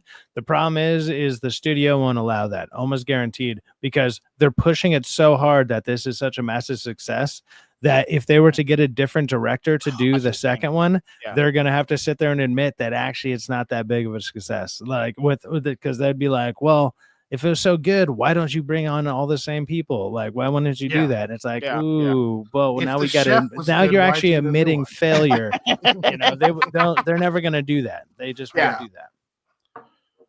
Yeah, because people have said it's like gonna take multiple failures before they'll throw James under the bus. Yeah, Like, because people have said James if Gunn he should be screws the up, guy. yeah. If he keeps screwing up, and if its studios are really pissed at him, you'll see it. Just like with Snyder, it was Justice League. By the time they got to Justice League, they edged him out. So it was you'll know by Man of Tomorrow will be maybe not Man of Tomorrow, but definitely if it stinkers up to Man of Tomorrow, it won't be much longer after that. You start seeing James Gunn losing power. That's or why I said reports coming out. Let's kind of, for a mindset for everyone.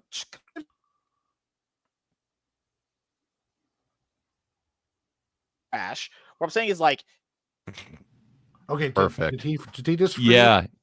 Okay. Yes, the show just got infinitely better. Okay, sorry about that. I don't know. My internet just dropped for a second in the video. I'll cut that part out, but it doesn't matter. So it's better to treat this universe as, if we're about 5 films deep, then we can kind of assess like where we're at. Because we've only just got Superman. Now, if Clayface bombs and Supergirl bombs, like not bomb, but like they only get like $400 million and it's not really profitable either, that's when we're going like, is this just the theaters or is just like, fuck? Well, if they've spent 200 million or more on Clayface, then they've fucked up.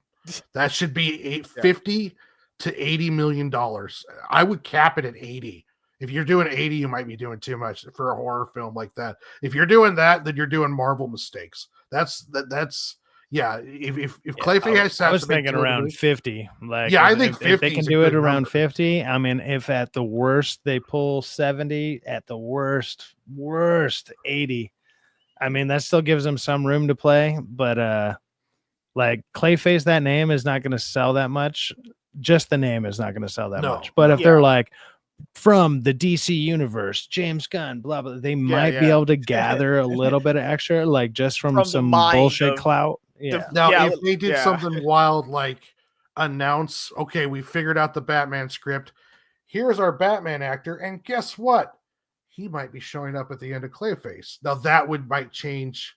Yeah, and then like not only you have the Batman actor announced in the Clayface movie, he actually turns into Bruce Wayne for a second, even though he doesn't know he's Batman, so he can like sneak into a party, and you're like, oh, the actor's there, and then you're like, you use that as something.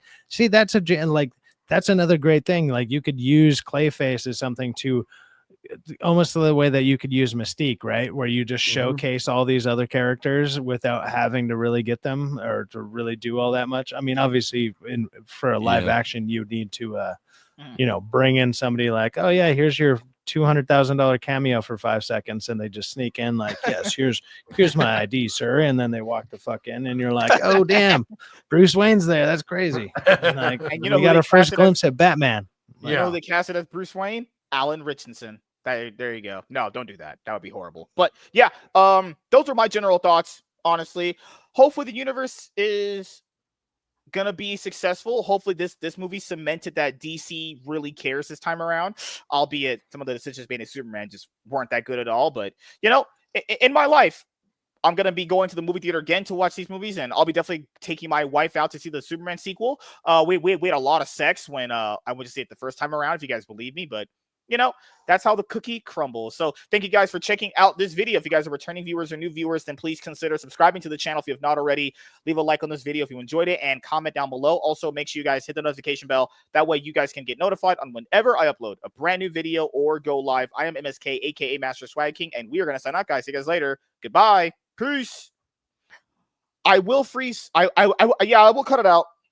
I ended up cutting out those parts where Chaz dropped out of the show when we had him on. So I'll just, it's bookmarked in my brain. I remember to cut him out already. I just have to find it in the 2-hour stream, but it's okay. So we'll be around for like another 5 minutes, but I got to get to bed. Well, to be fair, I'm getting up tomorrow later in the day for work because I have to work 12 to 8. So whatever, it's okay. But this is our first episode in the 300s, and it was pretty good. Yeah, because I got to take these guys down a peg sometimes. It's like, no, you don't know what you're talking about. You're a... No, but the Supergirl thing you talked about, I'm being completely honest here. I think what she did was just for shock value. I don't think James Gunn thoroughly thought that through. It was like, hey, it's Supergirl. This is just for the internet, like TikToks and all that shit. I don't think it was anything super serious behind it. It was like, hey, here's Supergirl. He's got a family member.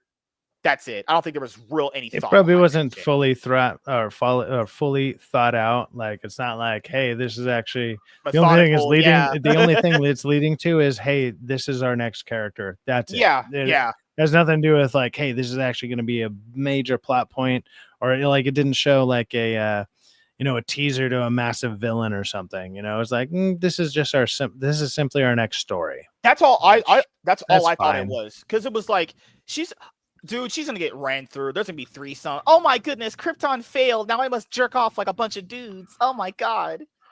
Yeah, I'm sure that's what's gonna be in its Supergirl movie. We got an orgy. There was an orgy in fucking Peacemaker. Yeah, but that's not.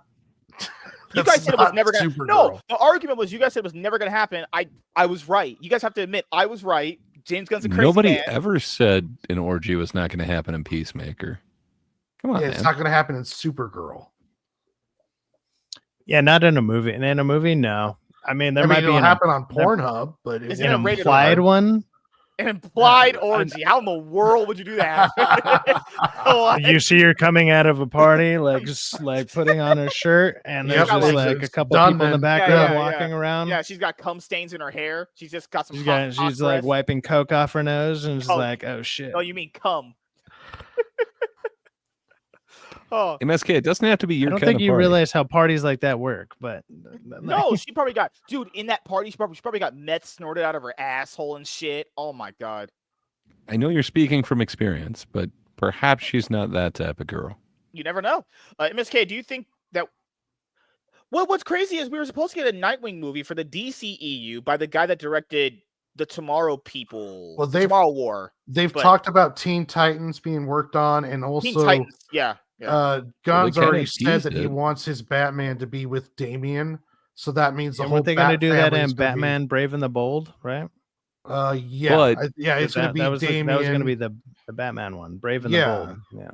Yeah. So Bat's family's already established for sure, and they're already establishing. We've got Metropolis, we've got Gotham, but thanks to Peacemaker, we do have kind of the adjacent ones, perhaps one that Nightwing's very interested in. Bloodhaven. It's kind of awesome, man. I kind of like how some of this stuff is getting introduced. It's like all the lore for the MSK verse. But MSK is the one who introduces it. To be fair, based off of the run that he's going off from the Batman comic book, so that's very Bat family centric. And it does introduce Damian Wayne. I think Nightwing would be in that movie, or he's gonna be in Titans movie. But he's guaranteed, because if I'm going off of what that story is, from what I remember, just a little bit that I read of it, Nightwing should be there. But then again, who do you cast as Nightwing? Like, I don't know. Fuck. I'm sure they'll find an actor somewhere that can do it. They could find me. All right, so we're gonna end it up here. We'll start with Grey Poupée. Is there anything you would like to let the audience know that you got coming up? Yeah, sure. Every Thursday night we do the Thinkers over on That Darn Kiddas channel. So come on over. I don't know exactly what the topic is, but you get an international opinion on the news. Probably Trump is dead is probably coming up. Good Lord. I don't know. But you'll hear an international opinion on that. So yeah, if that sounds fun to you, YouTube at That Darn Kiddas tomorrow night for the Thinkers. Other than that, the summer of gray is now over, which means I'm in hard work getting all these everything ready for this new show. So new content soon. But yeah, if you just can't get enough, of course the roasts always continue here on the MSK show, but you can always check out the Thinkers. That's about all I got going on. What about you, Syfax? What's going on in your world, sir? Well, on Fridays, you can catch me over at Rockefeller Plaza's channel doing YouTube and chill, usually around 5, I believe it's 5 o'clock Western time. And then afterwards, usually I do just a chill stream for like an hour or two, usually called Sidecast. And then I do like a proper Sidecast on Saturdays. That's going to be a panel show, usually around 3, maybe 4 p.m., where I just invite on whoever the hell wants to jump on. We talk about the news of the week. I've had to change up my schedule, and now that I'm back to a proper work schedule. I was doing shows on Wednesdays, but I've been getting back too late. I'm switching stores. I might be able to switch it back up in the next couple of weeks. And then I want to get back into doing movie reviews. Like I just saw Toxic Avenger. That was actually oddly pretty damn funny movie, man. I was surprised that like that and how much like a good time the crowd. Maybe I was just also with a good crowd because everybody was laughing their ass off, and I was like, this is how I want these movies to be. It's a dumb fucking movie, and everybody was having dumb fun with it, and I was like, hell yeah. I'm so glad to hear that because that movie went through hell to get released. I thought for a while they weren't releasing it, so that's really and awesome, the trailer looked like it was going to be dumb, like 80s, 90s fun, and that's exactly it. I think it's the most honest trailer that we've gotten all year. Like, if you were to only watch the trailer, you haven't seen the movie yet, like, and you watch that trailer and like that looks like stupid fun. You're right, it's 100% that, and like. Just the way that they use the audio and the like people just yelling in the background, just saying like somebody's doing something. It's like, fuck yeah, Toxie or whatever. And you're just like, this just seems like just everybody's having a good time. Everyone's having fun. Like, I don't know. Like I really enjoyed that movie. So I'm going to be doing a review on that. And then tomorrow I'm seeing The Conjuring, the last one that's coming out, Last Rites. I don't really have high hopes in that, but horror movies this year have been doing really well, so we'll see about that. I'm not a huge fan of jump scare movies, not because I hate, not because I'm scared of jump scares. I just think they're lame. They're usually really boring. They're too fucking predictable. You can always tell. Other than that, yeah, it's just like the huge build up, like and like, oh, let's turn the volume up to 11, and you're like, okay, great. The guy looks through like a little peephole, and it's like, oh my god, a hand grab. A scary face comes through. Oh my god. But other than that, that's about it. That's what I'm doing lately. And then once I get more of a set schedule, because I'm like I said, I'm switching stores next week. I'll be much closer. I'll be able to set a normal schedule. Then I'll be able to finally get back on track and start doing more videos and do all the other fun stuff I used to be doing. But got to get set into the new job. So there you go. Yeah, we can't wait to have you back on Mondays again. You used to come on Mondays, but well, when I can make it. I have to cut your episode appearances down. I have to cut your contract. You cost too much money. Yeah, all the 50 cents I got to pay you to be here. Like, Lunchbox Warren, he moved into his new house. He's gonna be bringing some girls over. So if we start the stream and he's banging a chick out, yeah, I'll be right over there. Like, she's still behind that bookcase. Don't tell anyone. Right, yeah. I'm getting settled into the new place. I plan to do my live draw stream this Sunday. It's going to just be a chill time listening to music, and anybody comes into the chat and wants to talk. If not, we'll just be drawn and having a good time. And I plan to do some more streaming, but I've just got to get into the rhythm, get used to living here and getting everything all set up. But yeah, it'll going to be some live streams coming in the future. Just like it or subscribe to my YouTube channel. Thank you, WZ, for the link in the chat there. And hit me. More stuff coming in the future. I plan to do some more TikTok lives, TikTok videos, YouTube shorts, more of that stuff. But I just got to get more settled in here. But catch me for sure this Sunday. Catch me this Friday if we're doing a stream MSK on the MSK show. And a lot more stuff coming down the future. Also, for the show that we're going to do, we do have to get back to doing more comic book reviews. That's cool. Yeah, we do got to get back to doing that. We're behind, but it's okay. We will catch up because we're doing like 2 comic book reviews a week on the show that we do and the show that I do with Labs Comic Fan. Shouldn't be that bad. So tomorrow I have to work 12 to 8, so you get a late night League of Legends game stream, probably like around 9:30, 10 p.m. PST. Saturday, MSK show around 8:30 p.m. PST. Then Saturday, MSK show again around 7:30 p.m. PST. Then Sunday, game stream. That's pretty much it.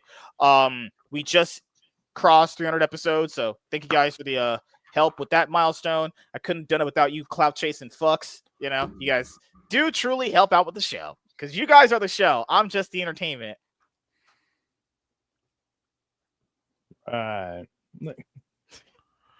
Sure you are. Sure. Yeah, you know, quality comes from me. You guys are the quantity, you know? So that means that this what happens from WZ as well. More warrants. Oh yeah, I've got my bongs. I'm cleaning, getting them ready. This man said that he has to get high to talk to me. It's crazy. Yeah, with this, It helps. It helps a lot, really. Good fucking God. Oh, also, Sunday, MSK show Monday. I'm thinking about, I don't know, I'll have to ask, would you guys prefer the spectacular MSK Monday or Tuesday? I think I'm just going to start doing it Tuesdays now. It's a lot more easier to just have it on Tuesdays and just game stream and the MSK show Monday if I have Monday off. But yeah, we're moving forward. So we're going to celebrate once again at 500 episodes. And then after that, no more celebrations until we hit 1,000. So that's it. So we're just going to be putting in the work day in, day out, week in, week out, month after month after month, talking about Hollywood movies failing completely all the time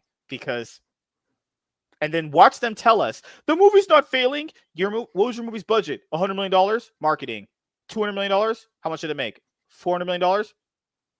It didn't fail. All right. We just have to see. It's just like, goddamn, if that's not a failure, then I don't know what is then. Just point it out there. But, you know, it has nothing to do with being gay. What the fuck? God fucking damn it. But yeah, thank you guys for checking out this episode of the MSK show, and we'll see you guys later. Have a great rest of your week.